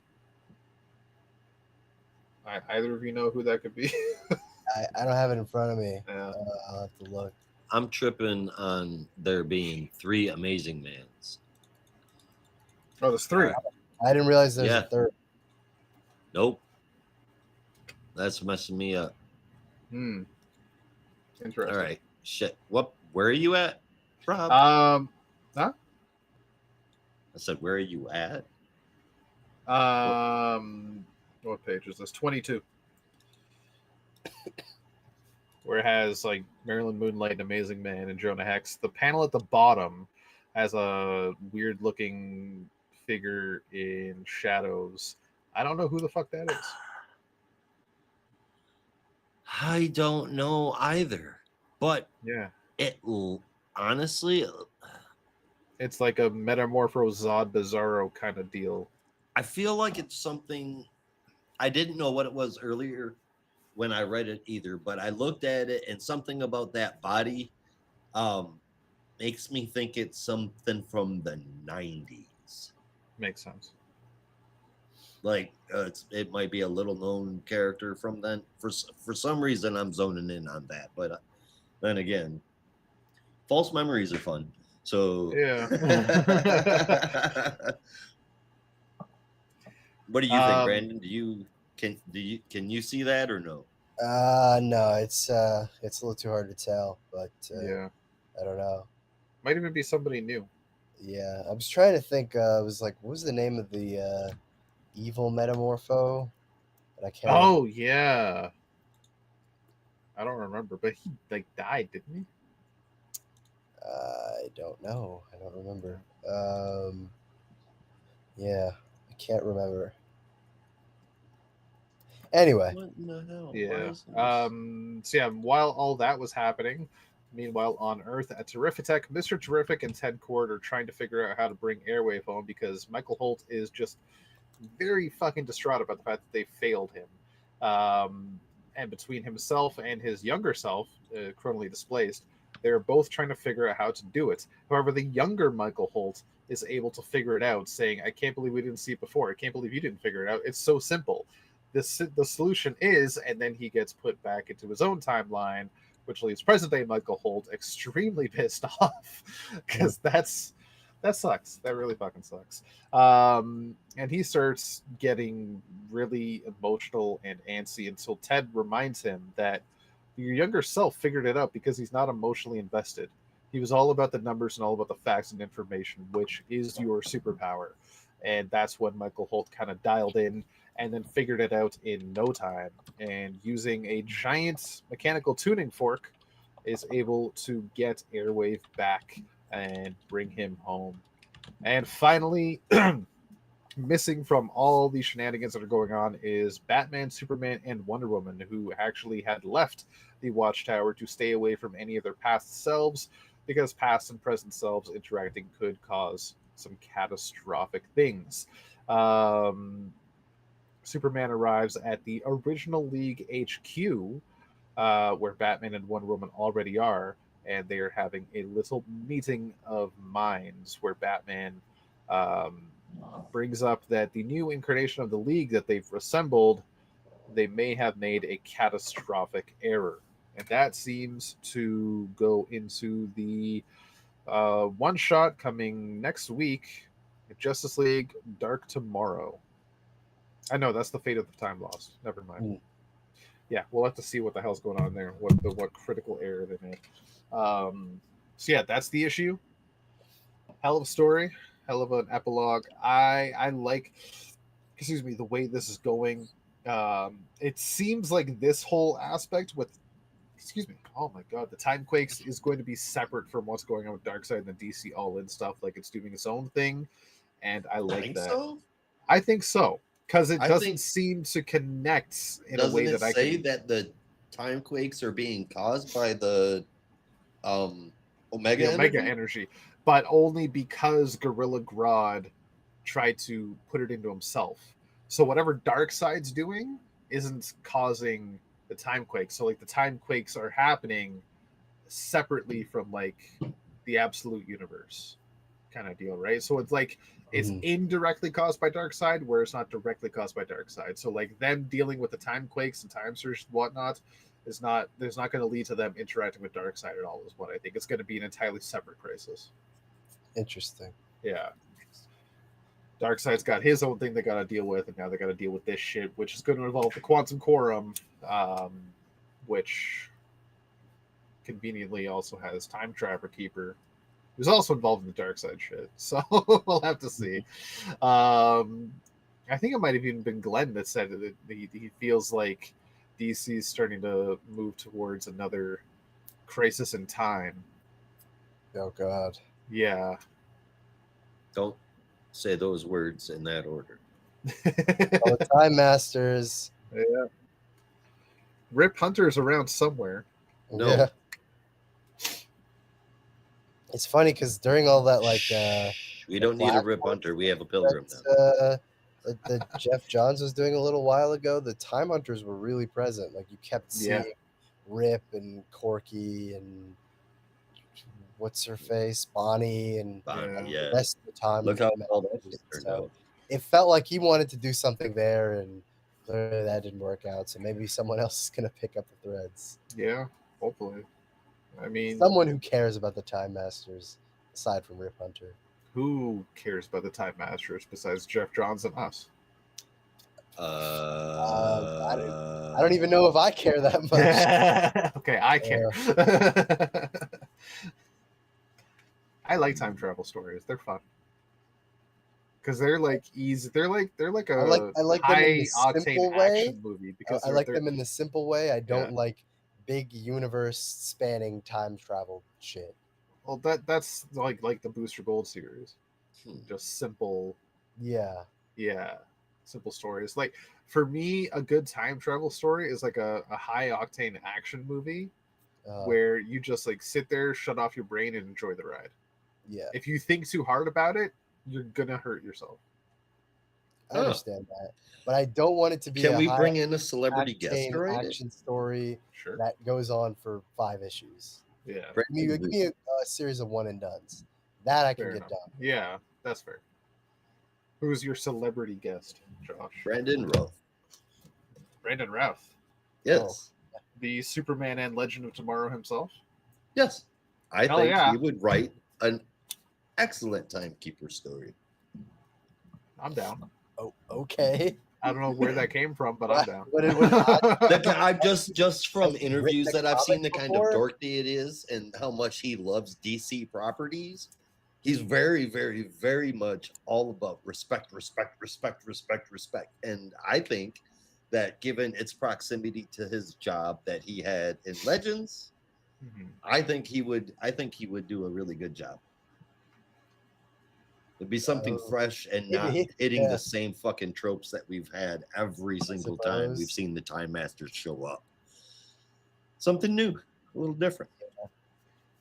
That's something you'd be interested. I just force Dan Jurgens to do it again. I'm down.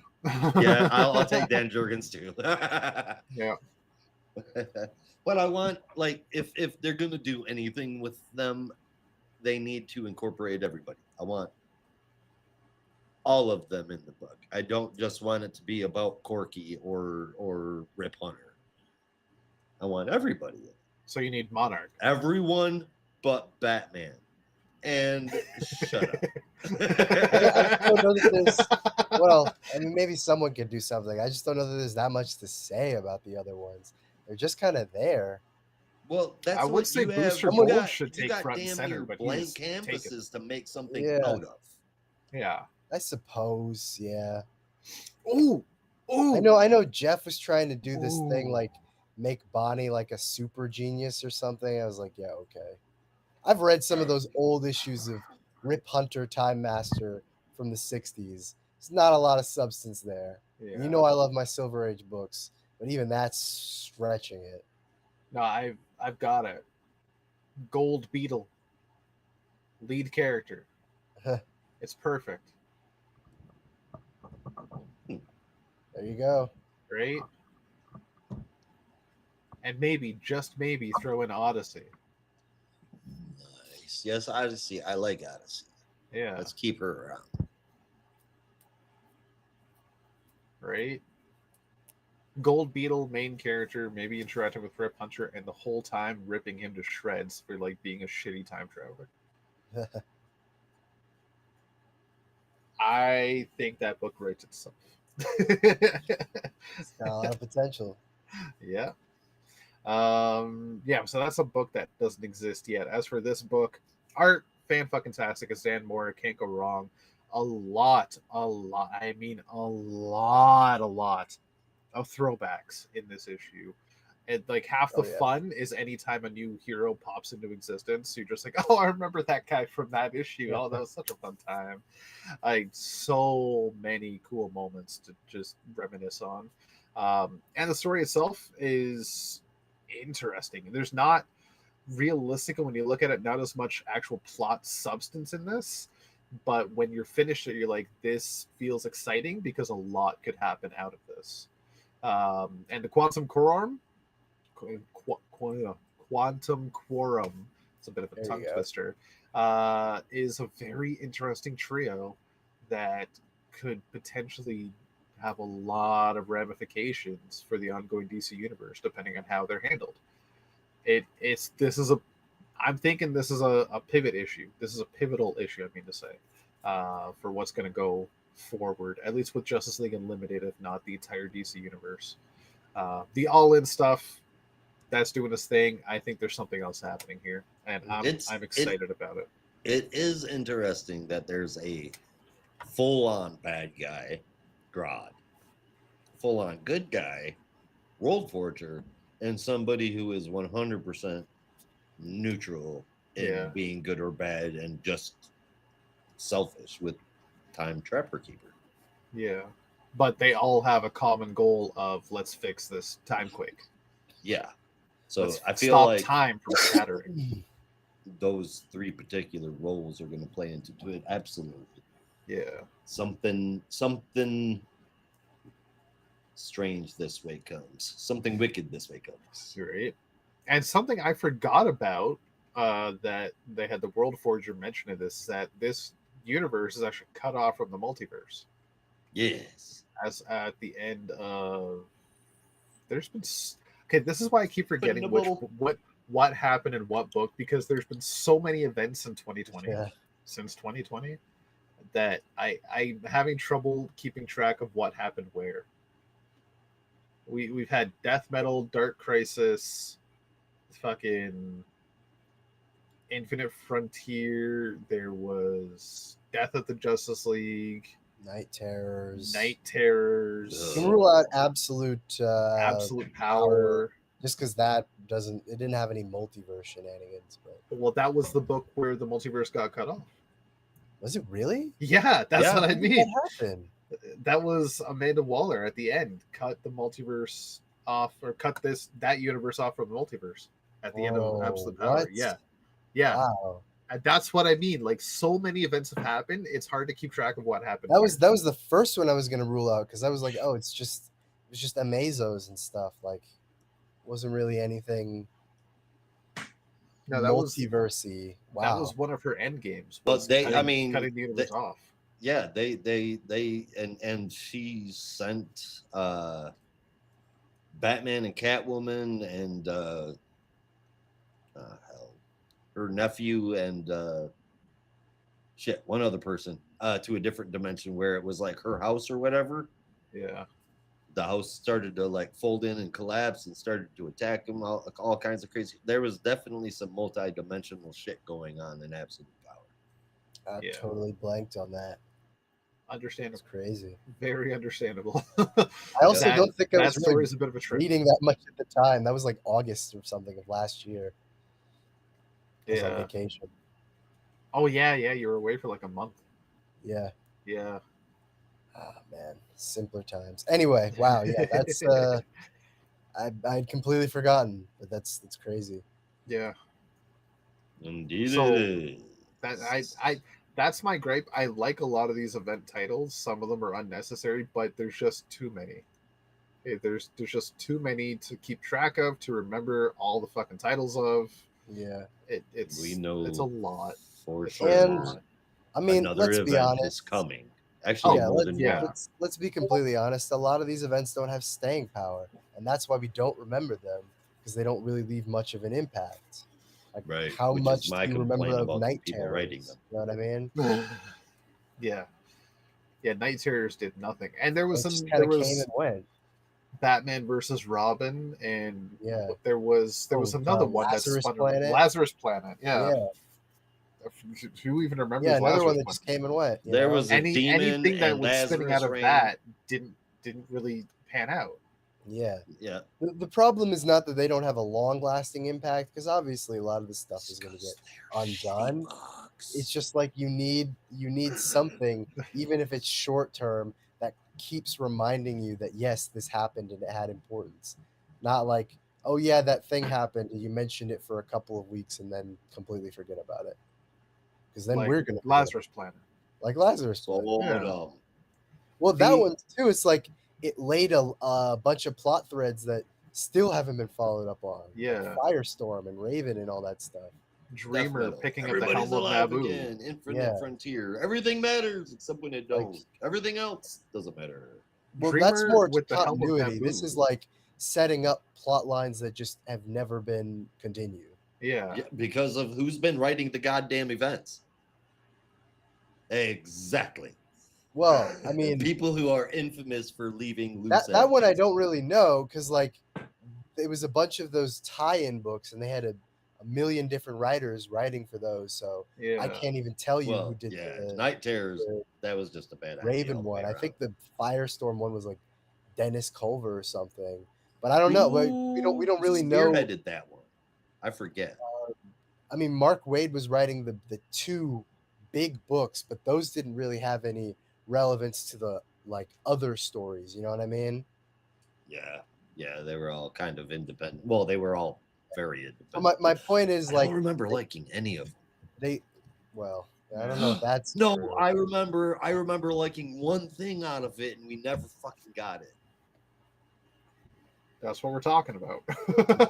Sex and violence. Yeah. Night Terrors, yeah. I was Yeah, talking that was about Night Lazarus Terrors. Planet, but yes, that's Lazarus another Planet. one. Only thing I remember about Lazarus Planet is there was a demon and Lazarus Ring, and that's all I remember about it. That is the basicness of the story, I guess. Yeah. Yeah. But I'm still pissed about Dreamer having this whole big adventure and in a pool of Lazarus deep underneath the earth finds the helm of Naboo. And that was like that was the only thing spinning out of that I was like, this is fucking dope. What's gonna happen here? I'm excited. And that part was written by Nicole Maines as well, if I remember right. Yeah. So I'm thinking, okay, if anybody's gonna pick this up, it's Nicole Maines. And then nope, absolute power happened. Fuck it. That bugged me. That bugged the crap out of me. We need good magic books, man. Yeah, I think the problem was just there's no coordination. Like people were able to kind of come in, knock off a story, and then there was no real plan for it. Well, are you going to follow this up or what? So some books got followed up, Doom Patrol, but a ton didn't, and so now it's just kind of awkward. Hey man, you want to write a 2-issue story about the Joker having nightmares? It's gonna be fucked up for the Joker though. Yeah. All right, hey, you want to write a 2-issue story about Poison Ivy having some fucked up nightmares? Man, come on. I'm sorry. I know. Rob and I are still patiently waiting for these plot threads to be settled, resolved. But I'm glad you're not holding your breath, man. No. I like you guys too much for that. I guess I don't know. I mean, maybe I'm just the only one out there who cares about Firestorm. I like Firestorm. I just don't have any faith in it getting picked up. People are jerks. Firestorm in this issue, which is actually kind of funny too, because it's like that whole plot point was about, if I remember correctly, Professor Stein basically getting aged up for some reason due to the Lazarus Rain. But oh yeah, that's what it was. Nope, I guess not. Yeah, that's just gonna be forgotten about. Yep. It begs the question: if a plot point is forgotten, did it ever really happen? No, it did not. A better way to phrase it is: if a plot point happened and nobody read it, did it ever happen? Of course, because everything matters except when it don't. God, it's not that hard to understand. If nobody read it, was it real or was it just your imagination? Trees don't make noise in the woods when they fall if no one can hear them, right? That's what people question. But is it true? I don't know. Everything's got to set up a trail camp.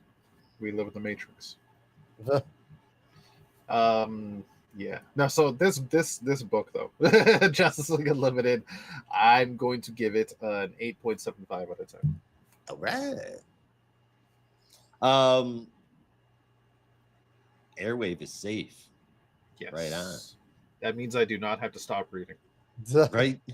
They've solved some of the problems. They look like they've made a lot more. It wasn't a wrap up. I don't think it was supposed to be. This is totally transitional, but pretty damn good It's an transitional. epilogue to it was an epilogue to the previous story arc, which yeah, it's going to be a transition to the next story. Yeah. So it's Mora's art always awesome, and Wade did quite well in this one. Enjoyable, chaotic, but enjoyable. I gave it an 8 out of 10. Yeah, no, same here. 8.25 out of 10. Nothing really to like add that wasn't already said. But the only thing that just kind of it didn't bug me, but maybe my reading comprehension has just gotten so piss poor.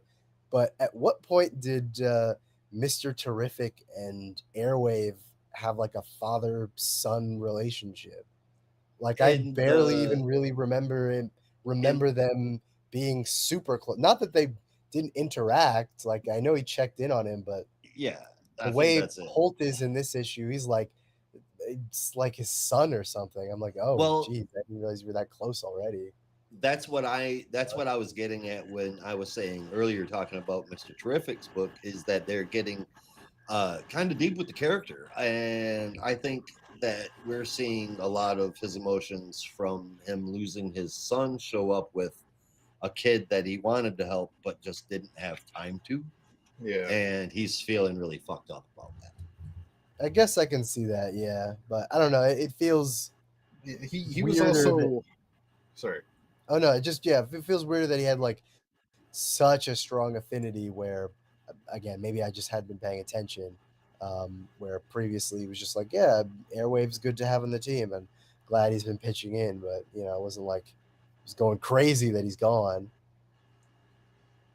I think it's also to do with the fact that he'd basically taken on a kind of leadership role within the Justice League, Right, yeah. and he was running point on a lot of things and trying to help all these time displaced heroes like Airwave. And he didn't see anything that was happening with Airwave. That Airwave felt alone, and that the lack of compassion or help that Airwave got from any member of the league, except for like some mild distrust, Yeah. kind of pushed him towards Gorilla Grodd. And Holt kind of took that on himself as like, I failed this kid because we weren't there for him. We didn't help him the way we were supposed to as guardians, as guides, as heroes, as helpers. We failed this kid individual because we weren't there. We weren't giving him the attention he needs. And also to what Josh was saying is like, again, like he lost a son, and this kid is like a analog of like losing another kid. Well, I mean, did he though? Well, I mean, they've been bringing it up over the last 2 years. It's been brought up over half a dozen times. Yeah, I was gonna say, I was like, your son did die, but then and he didn't apparently. Well, yeah, but he's in hell, right? No, he was chilling at the lab with Quiz Kid. He came back with the kids and Stargirl. Yeah. Holt's son did? Yeah. Remember in Flash, and then later Jay Garrick the Flash? Nope. I'm gonna have to go back and check that out. Yeah, no, they show up in his lab and he's like playing chess with the Quiz Kid. And he got some kind of name, but I don't remember what it was. Yeah, I don't remember. Oh, wasn't it Fair Play? Oh yeah. Wait, no, no. Wait, maybe Play Fair? Fuck it, I don't know. No, I don't remember. Mr. Terrific, the OG Mr. Terrific sidekick was Fair Play, yeah? I believe. Okay, so maybe that's what it was, because he was with the OG Mr. Okay, one of them is named. So one is Fair Play and one's Quiz Kid. Yeah, one of them is Quiz Kid, one of them is Fair Play. I'll let you figure it out. I couldn't remember which was which. Yeah. Very well then. Anyway, yeah. All right, let's get to the. Michael, you care more about this Airwave kid than your own damn son. Where is he? His son's alive now. He's good. He's like, fuck it. He's like, he's in the lab. He's fine. He spent so long having grief. Now he doesn't have any place to point it. Yeah. That'd be funny. That's habitual psychology and probably We should have had a comic scene book like was that with Blue Beetle, where Blue Beetle's like Michael, where's your son? He's like, you're so concerned about Airwave. Where is your son? He's like, oh, he's in the lab. He's fine. Yeah. He's good, man. When's the last time you checked with on the him? other kid? I don't know. It's been a couple days. He'll be fine. Anyway, we really got to get Airwave back. He's a smart kid. He can take care of himself. Yeah, he'll be fine. He did it for 10 looking years. down He's at fine. him, going, Yeah. Quit screwing around. We got shit to do. Yeah.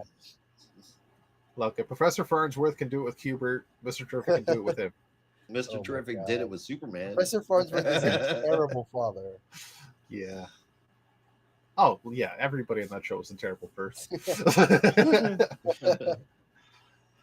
Oh, all right, Look, guys. man, should it we was a get different on to time. what I know all three of us consider to be the best book being put out by DC? Sure. Yeah, I'm gonna go to the washroom now. I'll be right back. Yeah. I realize I have a phone call I need to make. So. All right. Well, this isn't going to take long, guys. So, we're looking at the Flash Bad Moon Rising Special #1, written by Alex Packnadel, drawn by Daniel Bayliss, with colors from Matt Herms, letters from Buddy Bodwin.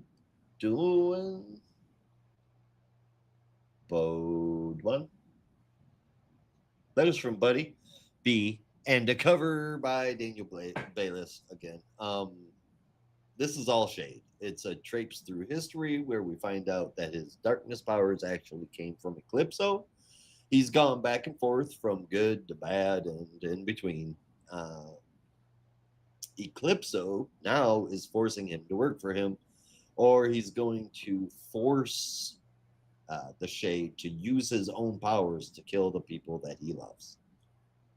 Not cool, man. It all leads up to the end of the last issue with Wally's clone and Jay running and then being confronted by the Shade. Well, cool. The Shade wants Wally's kid, and now we know the Shade's motivations. And that was the book. If you've ever been curious about the Shade, read Starman. Don't read Starman. Save your money. It does acknowledge Starman and their relationship, and I think that was pretty cool. I do. No, they acknowledge Mikal Thomas, who's one of the Starmen. They make no reference to Jack Knight, thankfully. Well, Jack Knight wasn't there. I don't want them to sully him by putting them in this thing.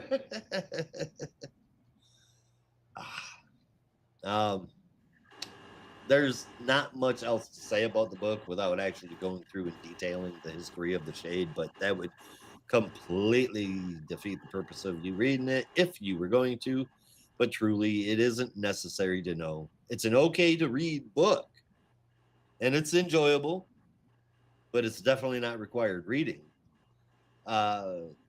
It's just a character study of a D-list villain. 7.25 out of 10. Look, if you like me, love Starman. Yes. This book is okay. I don't like the attempted retcon at connecting him with Eclipso. What the fuck is the point? But I think Alex Packnadel does a solid enough job at trying to emulate James Robinson's voice for the Shade. Other than that, entirely forgettable. So 7 out of 10. Save your money, go buy the Starman Compendium, have yourself a grand old time. Honestly, the book is very much about Jack Knight, but like Starman basically steals the show. So yeah. Definitely pick that up regardless of whether or not you want to know about the Shade, because that's some good shit. Rob? Yeah. Look, like me leaving, I actually did have to use the washroom. It wasn't just perfectly timed.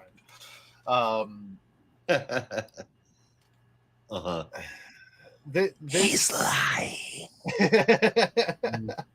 For what is seemingly part 4 of Bad Moon Rising and not just like an interlude, it wasn't terrible, because it was about the Shade, and the Shade being, yes, a D tier, D list supervillain, was still always kind of an interesting supervillain as well to me. No, I agree. He's a yeah. cool character, and I mean, Yeah. yeah, I don't think anybody's saying that. Yeah. So this basically just being a Shade story was really cool. Really interesting stuff. I didn't mind it at all. With that, I'm going to give the book 7.5 because it wasn't like, again, the most interesting a Shade story could be, but it's also the Shade. There's Like, only so interesting a Shade story can get as well. Fine, I'm just like, fuck off with this Eclipso bullshit. Yeah. Like, hearing him Oh, I talk mean, about other they, stuff, that it and his relationship to explains. Wally West, that stuff's kind of cool. And it You- would have been more interesting if they leaned into that. But I'm like, I don't give a fuck about trying to connect him to Eclipso. Who cares? I think it's Yeah. a fairly loose connection in that Eclipso is darkness, and that the Shade, Not everything that Shade's has to powers do with come shadows from darkness. or any manipulation of Well, darkness. has I to mean, do I with get Eclipso, that, bro. but I'm This is thinking so they stupid.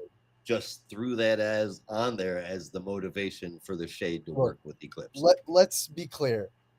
Whatever writer was involved in this, whether it was Alex Packnadell or Simon Spurrier, just wanted to use the Shade because he's delightfully entertaining, and they Yes. needed some reason to connect him to Eclipso and make him work for him.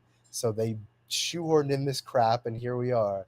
Like that's it. That's the reason. I'm confident of that. They just wanted to have him here, but they needed to justify him having a connection to Eclipso. So here we go.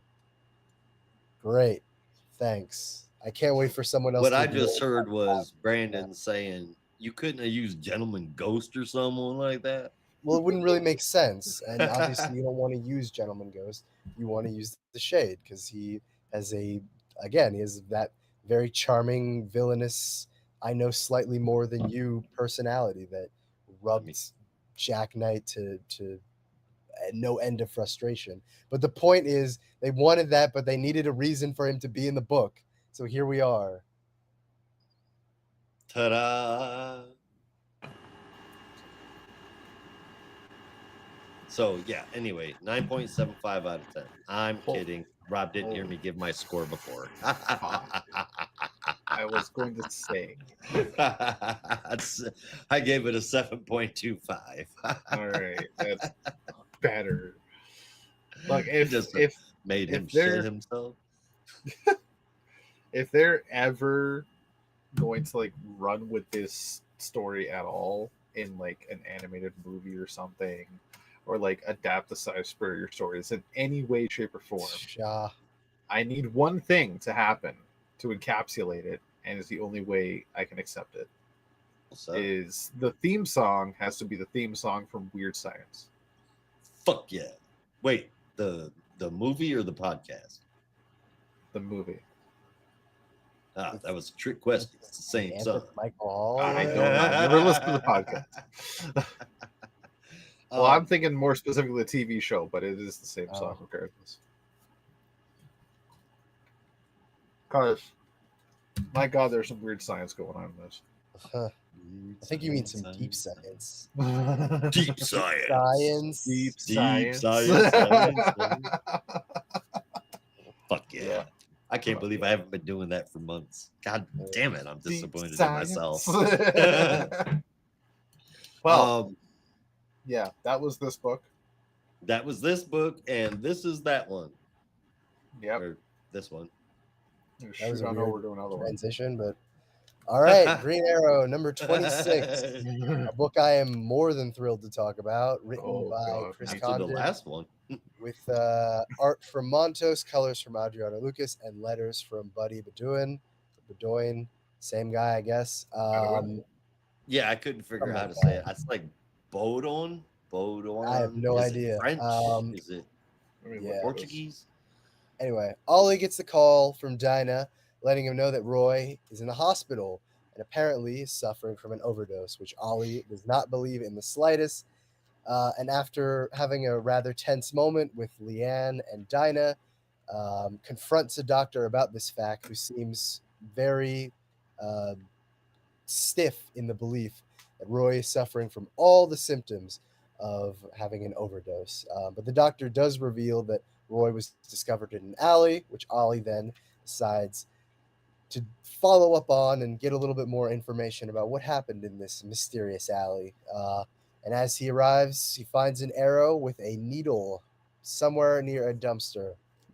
Goes back to his apartment, is suiting up his Green Arrow, presumably to pound the pavement to find out a little bit more about this mysterious arrow when Leanne shows up, looking basically just to be consoled, but also knowing that Ollie is heading out and really wants to join him on his mission. But Ollie, of course, is like, no, kid, stay with your dad. I'm going to find the answers because I'm motherfucking Green Arrow. He doesn't say that, but that's the implication. Anyway, he checks in with Detective Benitez, who notes that the arrow has a syringe at the end and seemingly matches other crimes found around the city where other people were found OD'd in mysterious alleys at the same time.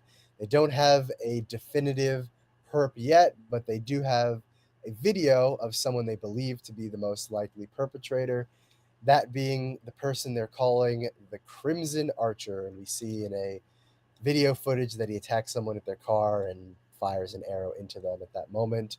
We cut back to Star City Hospital, where Dinah is about to head out for the day, just as Leanne is arriving to check in on her dad. And as she opens the door, there's no one there. Oh man, I love this book so much. This is like a masterclass in how to do drama right.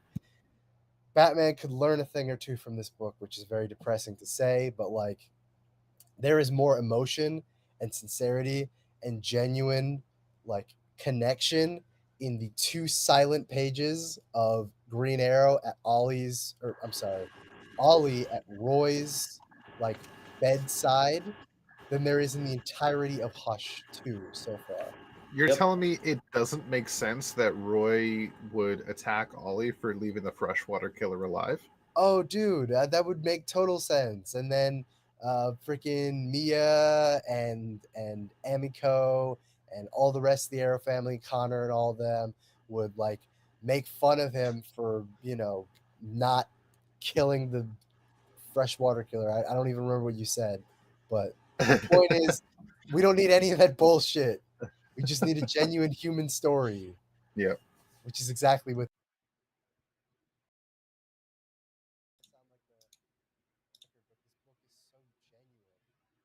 handles its character interactions. And like I knew Chris Condon was talented at that because that Texas Blood does it marvelously, but it is just it's so felt, and I can't get over those two pages where Ollie's sitting, you know, by Roy's bedside and he's just thinking about him, and it's like the last time I was in this position was possibly one of the worst moments of my life, and now I have to relive it. And I'm like, ugh, you could write an essay on that shit. So this book is great. 9 out of 10. I don't even need to sing the praises of Montos because we've been doing that for a year. So just read the book. Right? Yeah, it's phenomenal.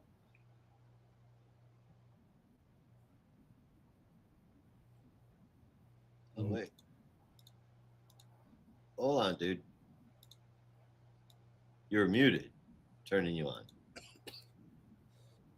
Nope. I still can't hear you.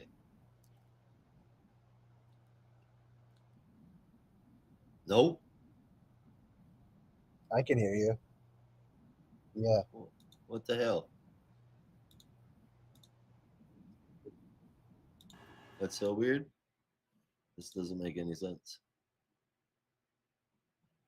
Oh. There we go. It's fixed now. Should be. Okay, thank you. Can you hear me now?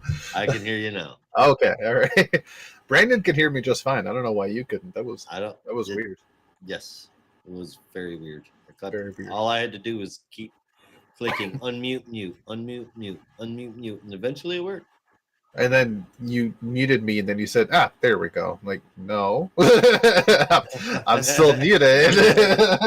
Unmute me, please.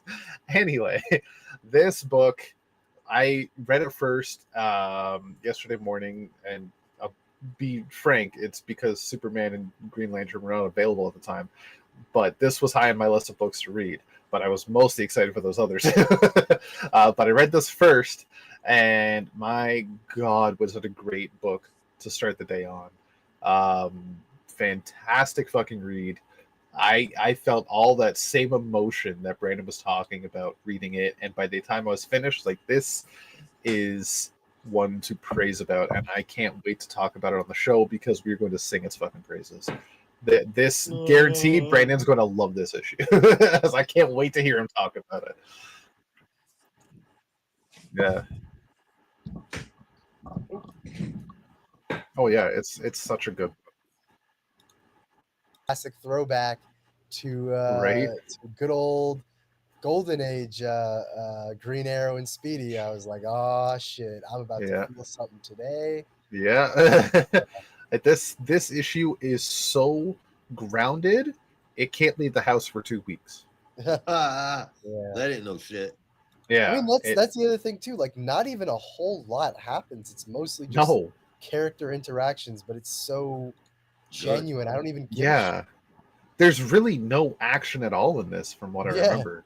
It And doesn't if there need to be. was, I don't remember it because it was just the conversations, and the conversations were great. Yeah, it's crazy how it was just well, because Brandon asked. I was just talking about one of my first comics being Roy's heroin addiction Yeah. just yesterday, and then I read this today, and I'm like, whoa. Right? Yeah. I never But thought they would such an they would do a redux like this, but impactful. it's fantastic. Yeah. Ollie getting so emotional about it. God, so He's like, good. there's no fucking way my No kid way. would do this. No. Not after the He shit we beat went through this. together. No way. Yeah. Yeah. Now, this it's been said a couple of times, but this run really is kind of the this run is like honestly having the best of both worlds, because a lot of people have been saying it's the spiritual successor to Mike Grell, and I agree, but that book is almost ashamed of itself because it's like, I love writing Oliver Queen, but I hate writing Green Arrow. I don't want to have him put on the costume. But this is that, but also has the emotional, heartbreaking aspects of the best parts of the Mike Grell stuff. So it's somehow it makes it work. I've never really seen that before. Like, Yeah. it's unashamedly leaning into the costumes and the super heroics, but it still has the emotional intensity and sincerity of anything else you might have been able to get from that Longbow Hunters era. So I love that. Finally, someone was able to make the fusion work. Yeah. So Yes, fucking good. sir. And I can't wait for next issue already. It's Oh yeah, like I said, it's favorite thing to read every month. primo Green Arrow. Yeah, And it's Every getting every month. yeah. This is getting a 9.5 from me. Whoa. That's really good, man. Yeah.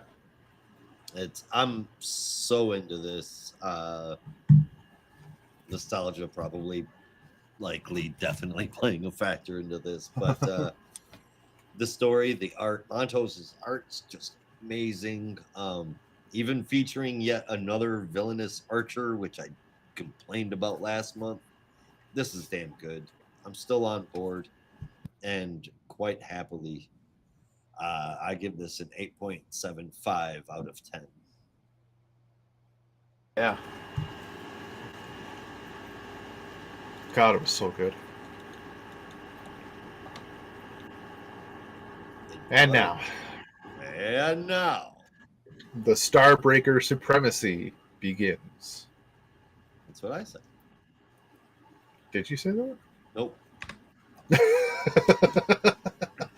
It's Green Lantern number 25. We are here, folks. We made it. The crossover begins now. This is written by Jeremy Adams with art and cover from Zermanico, colors from Romulo Fajardo Jr., and letters from Dave Sharp. I read the first couple of pages in an AIPT preview a couple of days ago, and I can't fucking wait for this issue to come out. And well, here we are. We open up with some Guardians, freshly reborn from the Source Lantern, each with their own color attached to them, talking about the potential, not exactly war of light that's coming, but the fact that the fractured spectrum is growing and getting worse, and they need to help the Corps do whatever it is they need to do to survive. And the Corps are well on the way to doing that. They have finished construction on the other lanterns, the other lantern power batteries, I should say, that will house the emotional spectrum alongside green. And with that in place, not only will that hopefully fix the shattered spectrum and stop the emotions from manifesting in random parts around the universe, but will also prevent Starbreaker from using those same powers to to ignite his own power battery. And they need one thing: a crystal to bring it to life. Guy Gardner counts only 5 lanterns available, though, which I think that might be a faux pas because in the image that was shown, there are 6 other lanterns. He notices that Violet is not available, even though we can clearly see Violet there. But they do describe that Carol shows up and says, "My ring has been working just fine without a supposed power battery. So either there already is one existing, or there's just nothing wrong with it. So we decided just to leave it for now, and I've got things under control." Uh, I don't know about I don't know. Maybe I'm just confused about that part. I need to talk to some people about that, but we'll see what happens. Meanwhile, Starbreaker has his own power battery ready to go, and again, he also needs a certain thing to power it. Hal knows exactly where to go, so he, Kilowog, Carol, and Guy head off to Gem World, and they meet Amethyst, who is able to give them song stones, or at least the information of the song stones and where to find them. They are guarded by a sound dragon or a crystal dragon, and you have to defeat it or sneak in while it's sleeping and steal the song stones. They go straight there, trying to figure out who's going to go first, trying to figure out a plan of attack. Guy says, "I got this," and they all just stand back and wait because they know what's about to happen. Guy wakes up the dragon, and now they have to fight the dragon. But Guy got the stones, and in comes Starbreaker and various members of his corps, including Nathan. And now a big ass fight happens between 3 parties. Shit happens all over the place. They take down the other members of the Starbreaker Corps, but Guy is having a hard time with Nathan. In comes Carol to try and talk some sense into Nathan, but he grabs the stones and disappears in thin air. Starbreaker gets away. Dragon is subdued, and Guy was only able to save 1 crystal.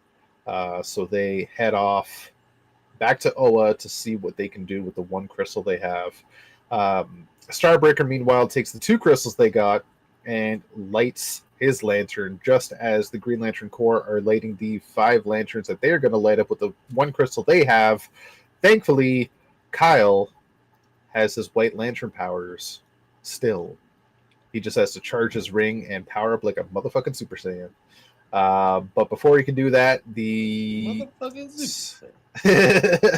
Starbreaker Lantern powers up first, sending a shockwave of gray emotion throughout the universe, including hitting Oa, which leaves everything in a near gray scale or a very muted tone, leaving people without emotions altogether. This backdropped on Razor and Aya finally meeting again. They don't even get to talk much because then Razor doesn't feel anything at all. Meanwhile, Kelly was finally able to, not Kelly, Ellie was able to finally unlock the door in Kelly's mind, and just as it opened, she saw something that says, "You should not be in here." And that's when the wave hit, and she disappeared because no emotions are around. So something's going on with Kelly. She said, "You need to get that gauntlet off right now before it, boom, gone." Ah, boy. So, yeah, that happened. Starbreaker supremacy has begun, and it started with a fucking bang. I don't know what I expected the end of the issue to look like, but I'll be honest, it wasn't this. I did not expect Starbreaker's core to cause emotion to dissipate throughout the universe. I that might have been telegraphed with some of the things he was saying throughout the last little bit, but it just didn't click to me. That's a hell of a thing. He's basically killed emotion. How the hell are they going to get out of this one? Who's left? Who could possibly save the day? Maybe. White Lantern. I was thinking maybe there's some hope in the universe and St. Walker's going to make a return. But that actually makes more sense, Kyle Rayner.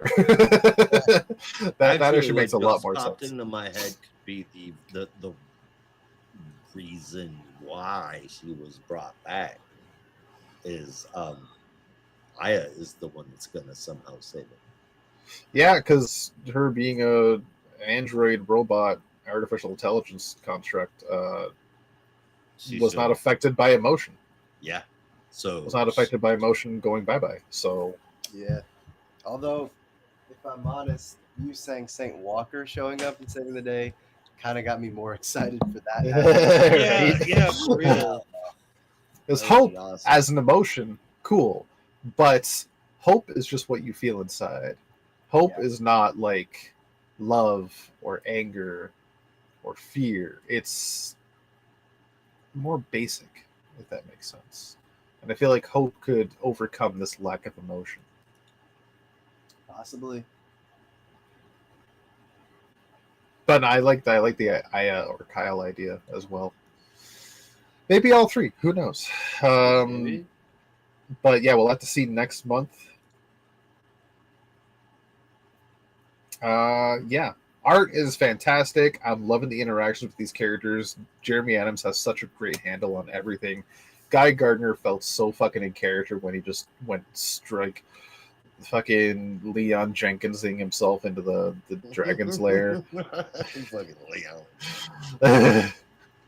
Leroy Jenkins, not Leon Jenkins. Yeah. God, that's a deep cut.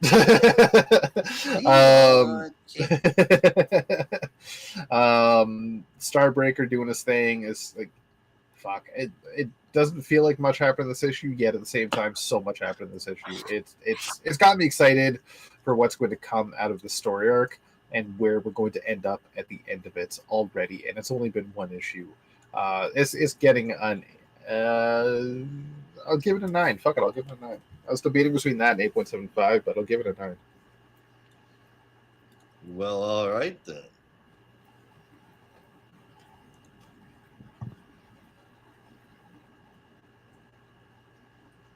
Excuse me. I honestly don't even know what to say about this story. The art in every panel is amazing. The story is always spot on. Every line of dialogue was great. The twists and the turns keep coming, but not in like that bad kind of way, like in the really, really fucking awesome kind of way. I love Green Lantern, and the Jeremy Adams era of Green Lantern is quickly becoming one of my favorites. 9 out of 10. Right on. Nice. Yeah, I think this is a solid start. I'm holding my breath with this one, just because I wasn't the biggest fan of Civil Core. I felt like it was juggling a little bit too much, and this one definitely has a lot. So my hope is it will just really kind of try to stick to the main Starbreaker storyline, focus in on that, and not try to tackle too much in just one storyline. But I mean, it's solid, and you get the funny moment with Guy, of course. But yeah, I don't want it to burden itself with too many plot threads and just completely fall apart. So yeah, an 8 out of 10. Given that they've been building to this storyline for so long, I just wouldn't want it to go out disappointing.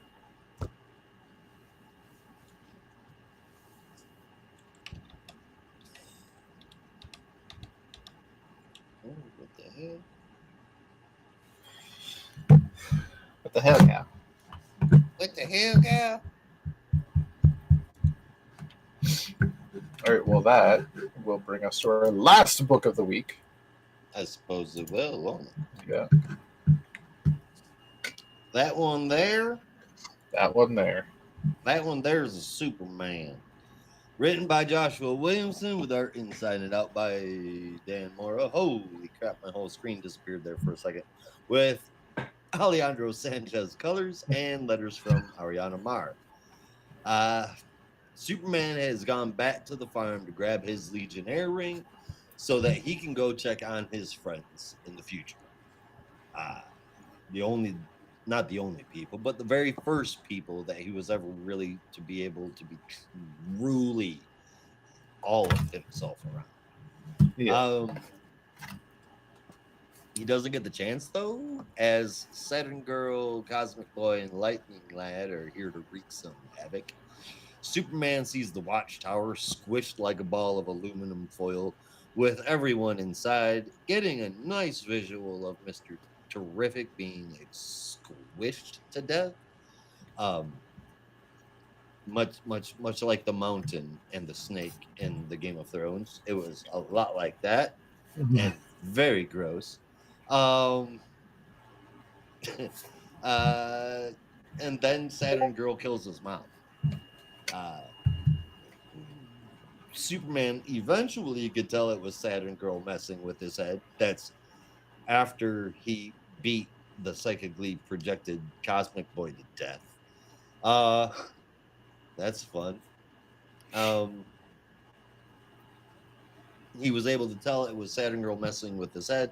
Then Time Trapper Keeper shows up to level the playing field and get Saturn Girl completely out of Clark's mind, and then they escape. Meanwhile, Saturn Girl returns to Darkseid, gets a scolding for engaging Superman before she was supposed to, and then he sends her out after someone that she needs to protect in order for Darkseid's plan to work. And we wrap as Time Trapper Keeper takes Clark to a pocket dimension that he created a long time ago. It's Smallville from when Clark was a kid. And it is where Time Trapper Keeper has gone to get the help that they need from. Oh my God! Say it all week. Say it. Superboy Prime. Oh, man. The greatest character of all time, and no, it's not Talos. What are we doing here? No. Yeah. Superboy Prime. I gotta say though, I dig the threads. I don't understand how or why Time Trapper Keeper would have frozen Smallville in this timeline, given that he didn't meet Clark until well after he had become an adult. I mean, time travel, I guess. Yeah, like that's kind of inconsequential. Yeah. My problem is how and why Superboy is here, because last time we saw him, he got his happy ending. Yeah, no, he died during death metal, right? Yes, and I mean, yeah. Okay, the art is freaking beautiful throughout this thing. Sanchez is every bit as responsible as Mora for that. The story and the issue picked things up a bit and brought in the Legion face to face with Clark finally, so there is some solid movement there as far as the Superboy Prime stuff goes. I really hope it's not lame. They're gonna have him punch the source wall again? I mean, they're gonna have him. I think you mean squish the it back reality together. wall. He never punched the source wall. He literally the totality wall. They're gonna have him punch the other one. They're everything. gonna have him punch the source wall now. That was only one time. That is but a mere blip in the grand career of Superboy Prime. I'm aware, There's so many better highlights. Come on now. I'll try to ignore the tragedy of what may come and go off of this issue alone, which I did very much enjoy. Yeah, it had some interesting stuff. Yeah. The Legion of Darkseid finally making its appearance fully and seeing what they're capable of. Even though we technically didn't see all three of them, we did see what they're capable of, right? That's the thing. Yep. Yeah. But I think it was important to connect Clark with let's call her Omega Satin Girl. Yeah. Just because I think of the big three of the Legion, Saturn Girl is probably who Clark was second closest to, maybe next to Lightning Lad. So it is really upsetting for him to come face to face with this, darker, evil version of Imra right when he really needs his friends the most, and basically Yeah. talk about how little he matters in the grand scheme of things. Like, I think that's just a great way to set up what this Dark Legion is going to represent in opposition to Clark, but also hopefully leading to what the Legion represents to Clark as a whole. Like, we kind of get Maud talking about it, but I think they're going to delve into that more once we get the return of the proper Legion. Whenever that comes. Yeah. Soon. Well, it might happen during the story arc. It very well might. What I think. Go ahead. Sorry. Well, I was gonna change the subject to like a Legion adjacent thing. So if you want to continue that conversation, go ahead. Real quick about the current situation. I think that at the end of this event, this is just me trying to call it. Please remember, I think that what's going to happen is we're going to go in this and come back out of it pretty much unscathed, except for maybe some characters that nobody gives a shit about. But I think it's going to remain. We're going to have the Dark Side universe. We're going to have this universe. And the other universe is just going to be a dark mirror of this one. And that's just going to be the status quo going forward.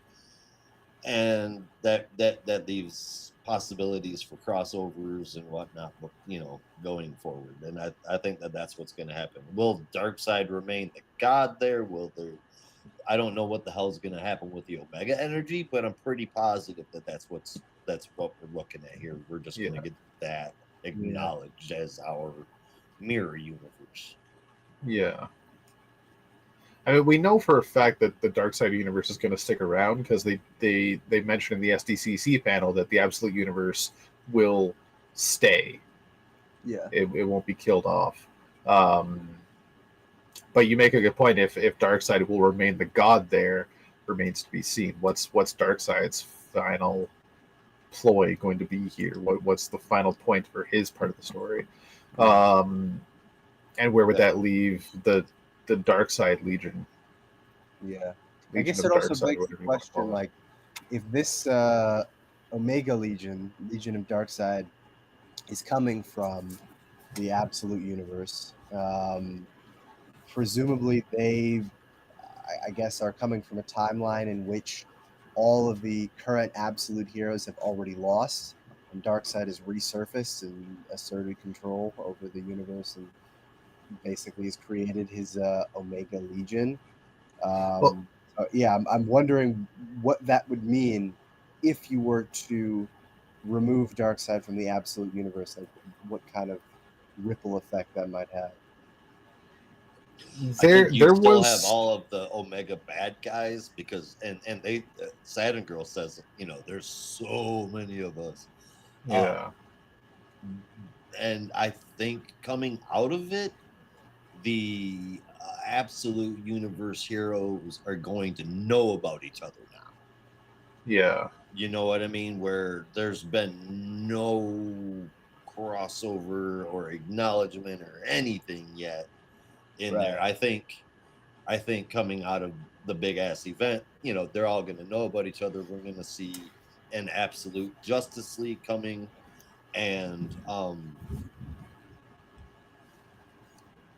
maybe Darkseid being there, but probably I would hope actually that the Omega Legion is the bad guy supreme in the Absolute Universe. I think that would be sick. I guess that's another question. Do people want an Absolute Justice League? Like, does that undermine the individual efforts of the books right now? I've been thinking about that a lot because I'm like, I so very much enjoy the individual stories that they've been able to do. I just worry about it getting too cluttered. You know what I mean? Yeah. The individual ways that these particular characters have been created, the way that Diana speaks, the way that her stories are compared to Superman, compared to Batman, they are all so distinctively different. I have a hard time seeing them together. Yeah. You know what would Does be that interesting? make sense? Yeah. I feel like maybe they should. Maybe this would fuck with people too much. It's what I would do because I hate people. But um, for an absolute, I'm just like it would be so obvious to have the Trinity and Flash and Green Lantern and now Green Arrow and everyone else on an Absolute Justice League. But I'm like, wouldn't it be something if you did an Absolute Justice League book and it was none of the characters we've seen so far? I mean, that would be pretty cool too. I But don't That'd be know. wild. I mean, I just thought I about want that. you Like, to remember yeah, what that if it's no one you've seen? What if it's like Blue Devil and Blue Beetle and Zatanna and let's I'd be see down what for they that. got. Cade, What if Let's see that's what your they got. Justice League? Yeah. Like, quite honestly, as it is right now, absolute versions of Martian Manhunter, Green Lantern, and Flash, I don't see joining a super team right Yeah. now. Not But yet. Superman, Batman, and No. Wonder Woman, I could see joining forces in a way, even though their personalities are heavily going to clash because they're all really early on. That's a very good point. Like, those three finding other heroes in this world Wonder that we Woman haven't will seen be the yet. leader. Yeah. I'm so She'll down have for to be, that. She has to be, yeah. because she'll have to rein in both of them. Yeah. Yeah. And she Maybe could. they can not even calling it Justice League. Just what if they had like a absolute Trinity, Justice Gang.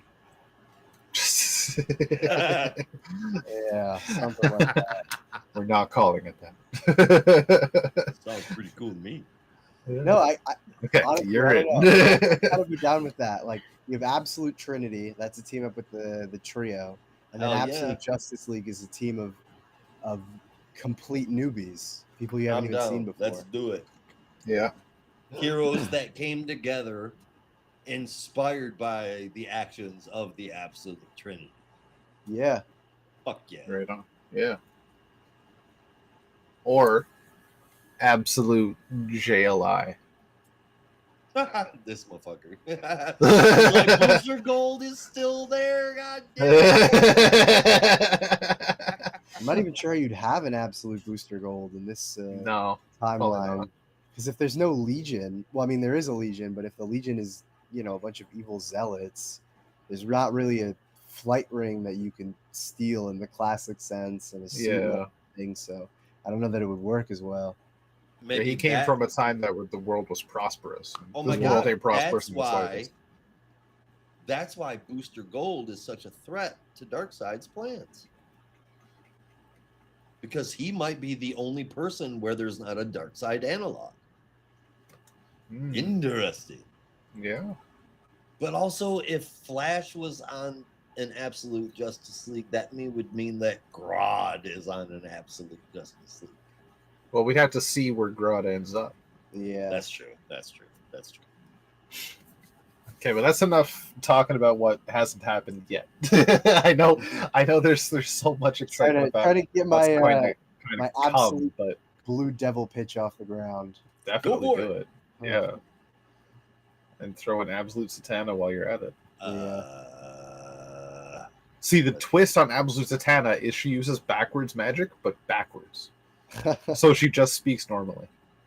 Oh man, that is a twist. No. What if it's I was thinking like more there'd be like a Bizarro, sacrifice to it, a cost. Bizarro Blood speak. magic. Bizarro speak.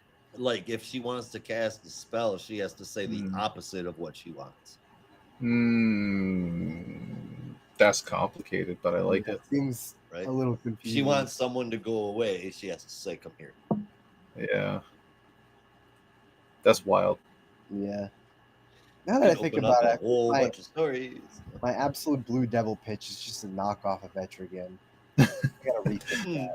So my idea was like, if you had Dan Cassidy essentially changing places with a demon, and I was thinking about Captain Marvel, but then I was like, wait a minute, no, that's just what Etrigan does.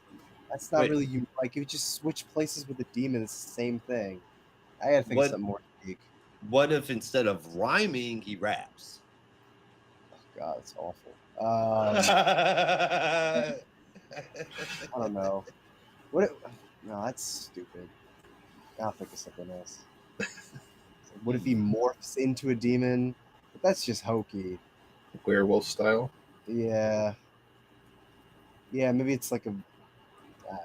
I gotta rework this. There's a better one out there. Give me time. Give me time. He is a guy that's possessed by a blue demon. I mean, but that's just the Etrigan thing again. I just didn't want to do that. And also, it's He's kind of absolute Martian Manhunter. he's an angel that was cast into hell that became the Blue Devil. All right, now we're getting somewhere. I like the angel idea.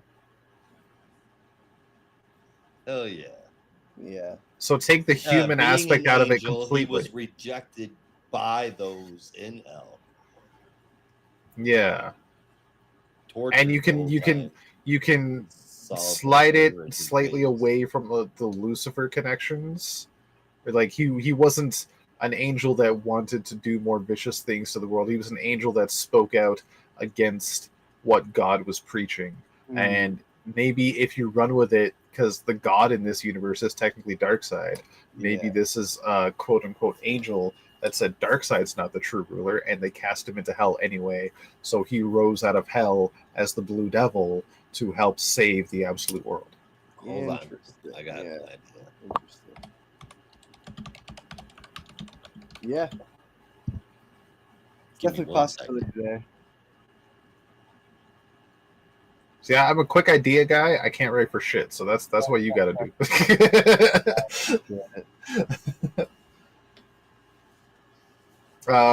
Okay, quick on Superman 28 because I don't think any of us have given our score yet.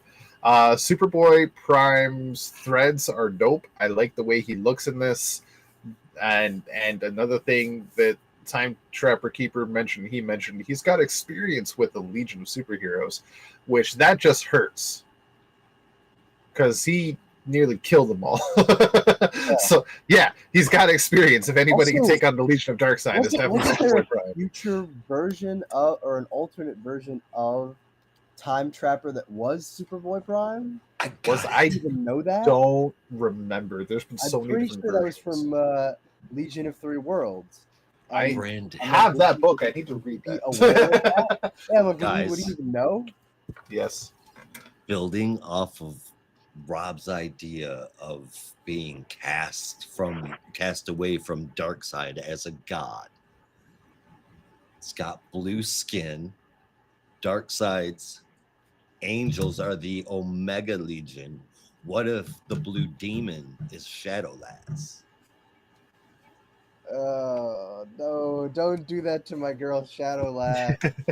But it's what you could do to your girl Shadowlass. But I wouldn't want to do that to my girl Shadowlass. It's the absolute universe, man. It would make I sense. like- She's I like even got the- blue skin. I like the angel part. I couldn't. Even if they're evil, I don't want them to be. I don't want to turn into a devil or something.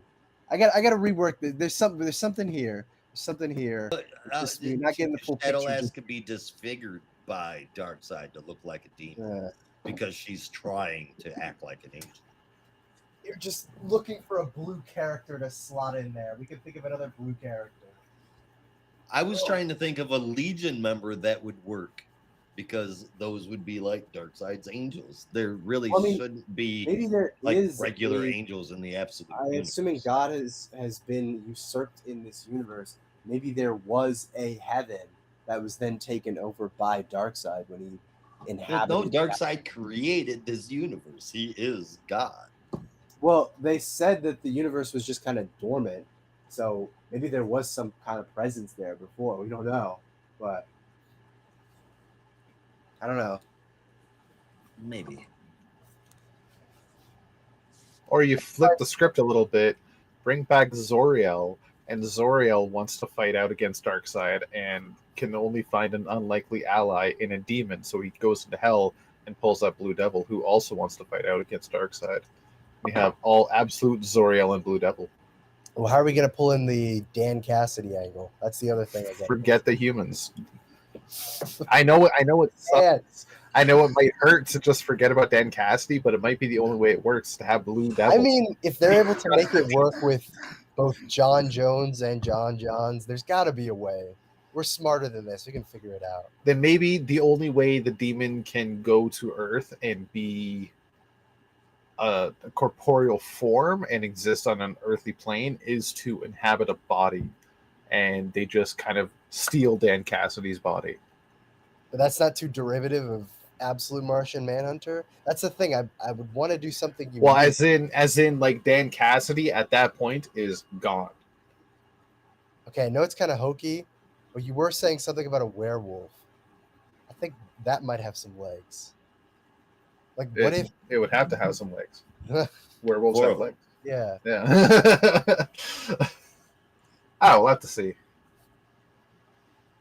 Okay, but Superman, because I gotta go pick up my wife soon. It's gonna storm. As much as I love these pitch ideas, I gotta get to my in-laws before the rain comes in. I like this issue. The art is really cool.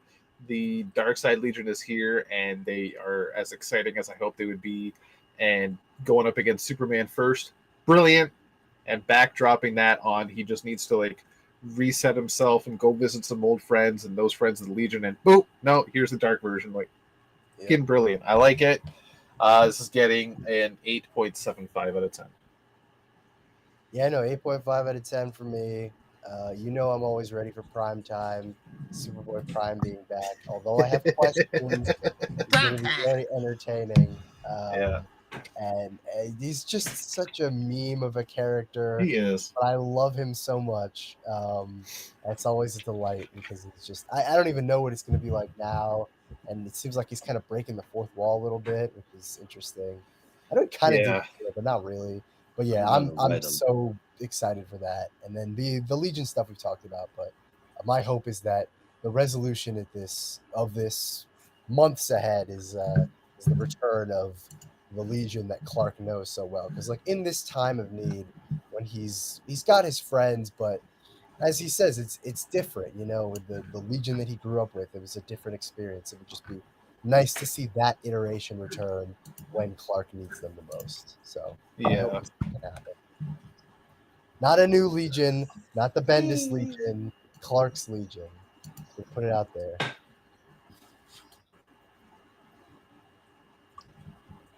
I looked up the skin colors of members of the Legion of Superheroes. Oh my god! And it gives me a brief list. You know, it's like this and that. And then down at it starts telling you what ones don't have it. Like Saturn Girl's got blue eyes, not blue skin. The next one is Lightning Lad is usually portrayed as a ginger American. What the fuck? Yeah. What is a ginger American? An American who has ginger hair, I guess. That's so are there now Auburn Americans? Hazelnut Americans? It seems if this is like some AI write-up, I'm not surprised they phrased it like that. AI generated answer. Yep. Please verify critical facts. Yeah, I thought it. Also, wait, that's not even. I thought it was funny. That's also the funniest shit ever because Garth is from another planet. He's not from America. Yeah. Right? What the fuck? Nice catch. I'm sorry, from Winath. All right, Rob's getting nervous. He's tapping his bottom lip. Let's get on with the show. Top 3. Mine, I will go. Third place, giving it to JLU. Second place, I'm giving it to Green Arrow. And first place, I'm giving to Green Lantern. My favorite moment, I love that Kilowog said poozers and shit on Detroit in the same sentence. As a native Michigander, I truly appreciate it. Thank you. Thank you so much. I knew you were gonna love that. He didn't shit on Detroit though. I He thought said it was one of the most beautiful place Yeah. in the Which I universe. thought Is was one of hilarious. because they were talking about like the ice caves of some Yeah. other planet and Gem World, and he was like, "No, the most beautiful place ever is this place on Earth called Detroit." Oh yeah. Gorgeous. Felt like that was completely sarcastic. Nah, that's Kilowog. He's being serious. Possible. I mean, we don't know what Bolavac looks like, so Yeah, maybe it's super industrial and kind of reminds him of Detroit. yeah. Honestly, though, okay, fair when I first saw that word bubble, he said the most beautiful place ever was this place I visited on Earth. I honestly, my heart skipped a beat for a second, and he wasn't going to say the USSR. Oh God, That would have been back very in bad. the USSR. Russia, no. Just a side note, I sent y'all in our little group chat 2 images from the panel today. There's the Batman with the Batleth and preview art of Superboy Prime with the next issue of Superman, which one of y'all were talking about punching a wall. Yep. God damn it. Yep. Here we go. He's knew it. I knew punching it. through the comics. And it doesn't seem like it's going to change reality this time, but of course we have more to see. Yeah. I hope they make him full comedy. So far, it seems like they are. Pissy Superboy Prime is so hard to read. It's not even funny. I like fucking want to reach that's into what the makes comic it book so and punch entertaining. him He's myself. such a douche. Now, he is really hard to read when he's just a whiny brat, but I'm not gonna lie, and this is not just me being a Lantern fan, his anytime he fought with the Green Lanterns, even though he's a whiny brat in that too, worked so fucking well. Yeah. Because you had these grown-ups that had this shit together, they're just like, sit the fuck down, child. Don't make me give you a spanking. And it was like a perfect like brat versus authority figure fight, and it was always fun. Yeah, him being a Yellow Lantern was such a Sinestro Lantern, was such a wild choice. But yeah, that was that dynamic is still my favorite, where they're just like, we have to deal with this fucking annoying kid, the one who tried to fly through Oa. Like, to this day, and I've seen it a few times when it pops up on conversations with Lantern fans, and the question is asked, what is the coolest moment or some of the coolest moments in Green Lantern history? 9 times out of 10, the fight between Superboy Prime and Sodom-Yet gets brought up. Yeah. And not gonna lie, it's a fucking awesome fight. It really is. It really is. So yeah, that was my little side note. Side note, I forgot one piece of news. Fantastic Four First Steps comes tomorrow. It opens actually tonight. Tonight. I would see it, but I'm fucking sick. I know. I'm going to see it tomorrow. Somebody else in our server saw it tonight and has already seen it. Josh, I think you said you're going Saturday. Brandon, get a mask. Go see it. Yeah, I'm gonna wait until I'm gonna wait until Saturday morning, see how I feel, right. And if I'm still not up to it, I'll maybe try and drag my body out on Sunday. But yeah. I thought about going tonight. I just I can't. I feel awful. Yeah. You'll probably go on Sunday morning. Fair enough. I forgot. I wasn't thinking. Yeah, it's the easiest time to go to the movies around here. This has been like the best 2 weeks of my life for superhero movies, like back. Honestly, it really is like fulfilling a childhood fantasy because of how much I love Superman and how much I love the Fantastic Four. Right. And I'm really bummed that I can't see it tomorrow. I know. Or at least I don't think I'll be able to see it tomorrow, just because of how bad I'm feeling.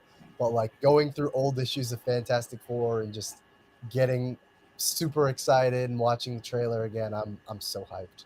Right. This is definitely the best live action Fantastic Four.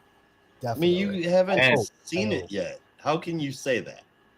It's certainly because of the trailers. It's better than the first 3. It's the most character accurate depictions we've had out of the previous 3 casts. Yes, certainly of The Thing, who I'm hoping is my favorite. Yes.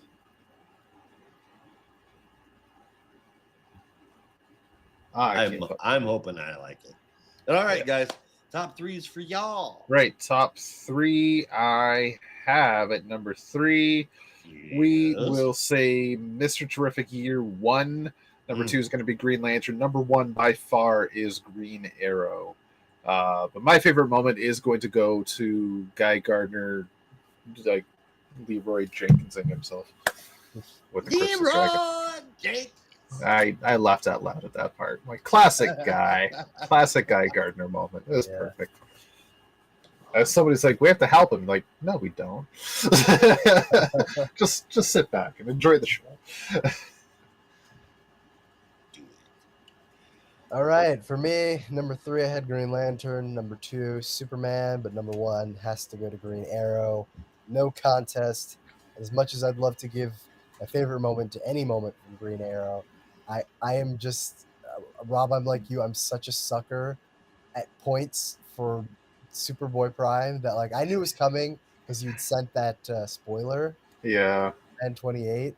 But, like, even when I flipped the page and I got to it, it made me laugh.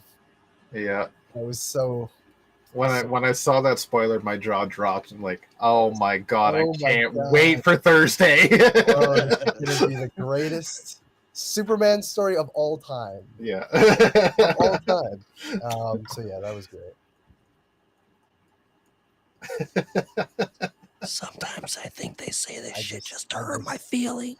I just love some Prime. What can I say? Yeah. I'm sorry you don't feel the same way, but truly, I am sorry. Hey, there's always Superboy Prime as much as I can. You would have asked me to read Legion of Three Worlds. You would have asked me 15 years ago if I ever would have shit on Mark Waid. I would have laughed at you and bet money. So, I mean, anything's possible. I could turn it out to like this. It could be done and handled well.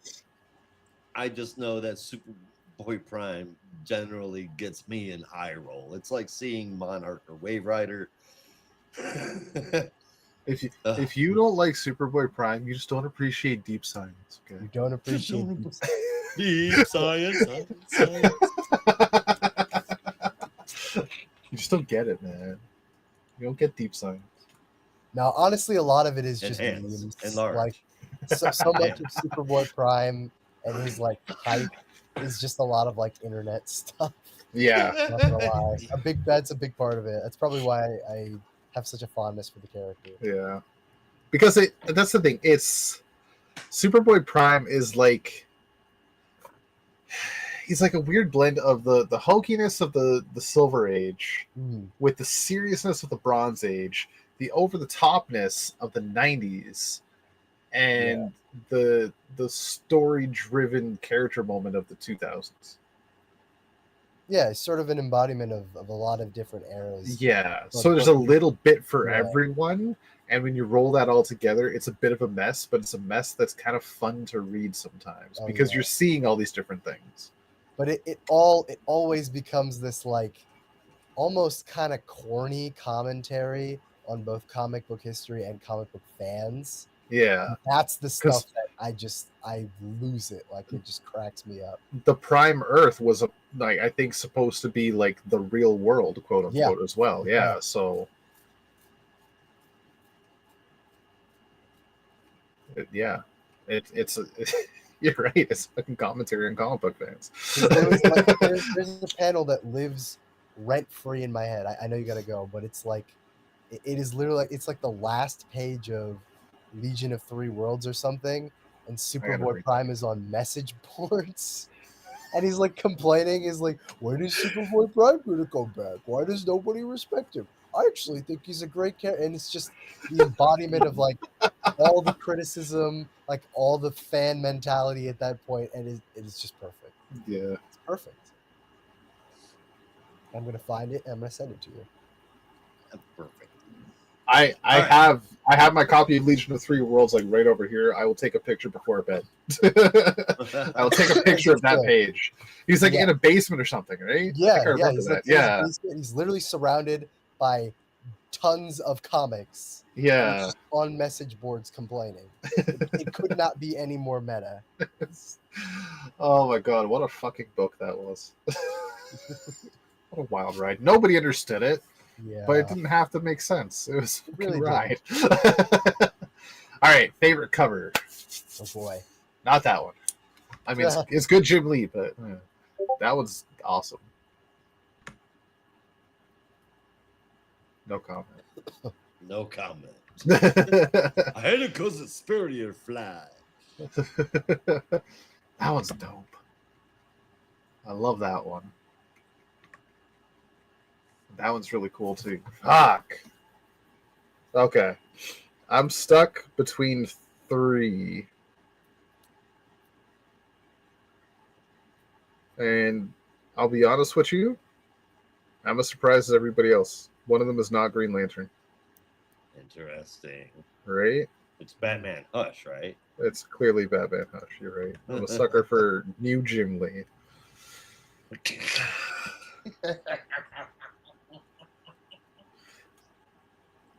Rob, that might have been the meanest thing I've ever heard you say. What, I'm a sucker for new Jim Lee? Yeah. All right. You know, as really fucking great the Green Arrow cover is, and as cool the Superman cover is, I got to go with Justice League Unlimited. This one's got some dynamic properties to it. The Batman pose there is awesome, and it just lends so much to question marks of just the fuck could possibly happen here. Yeah. It's got so much potential to it, just in telling a story, let alone an image. I love it.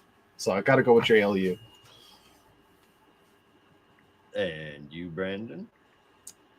I think I'm going to go with Superman this week.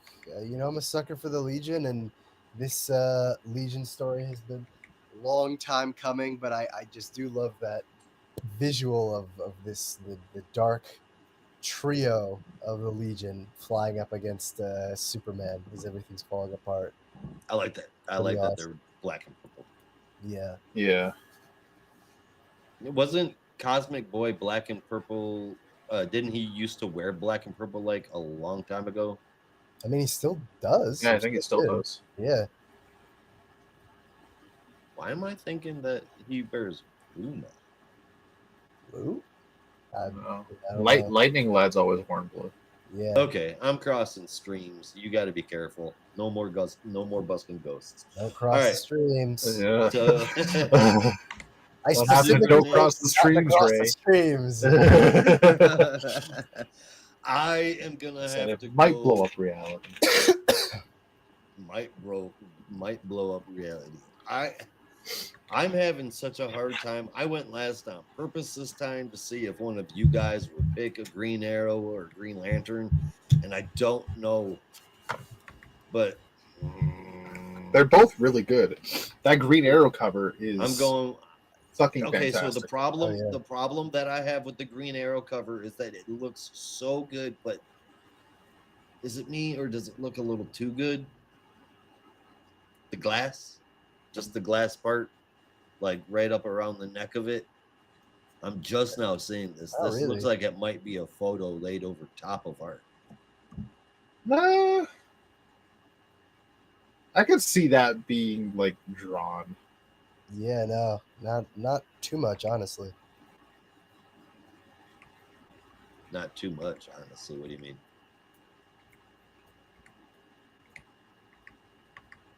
For me or him? Wait, what?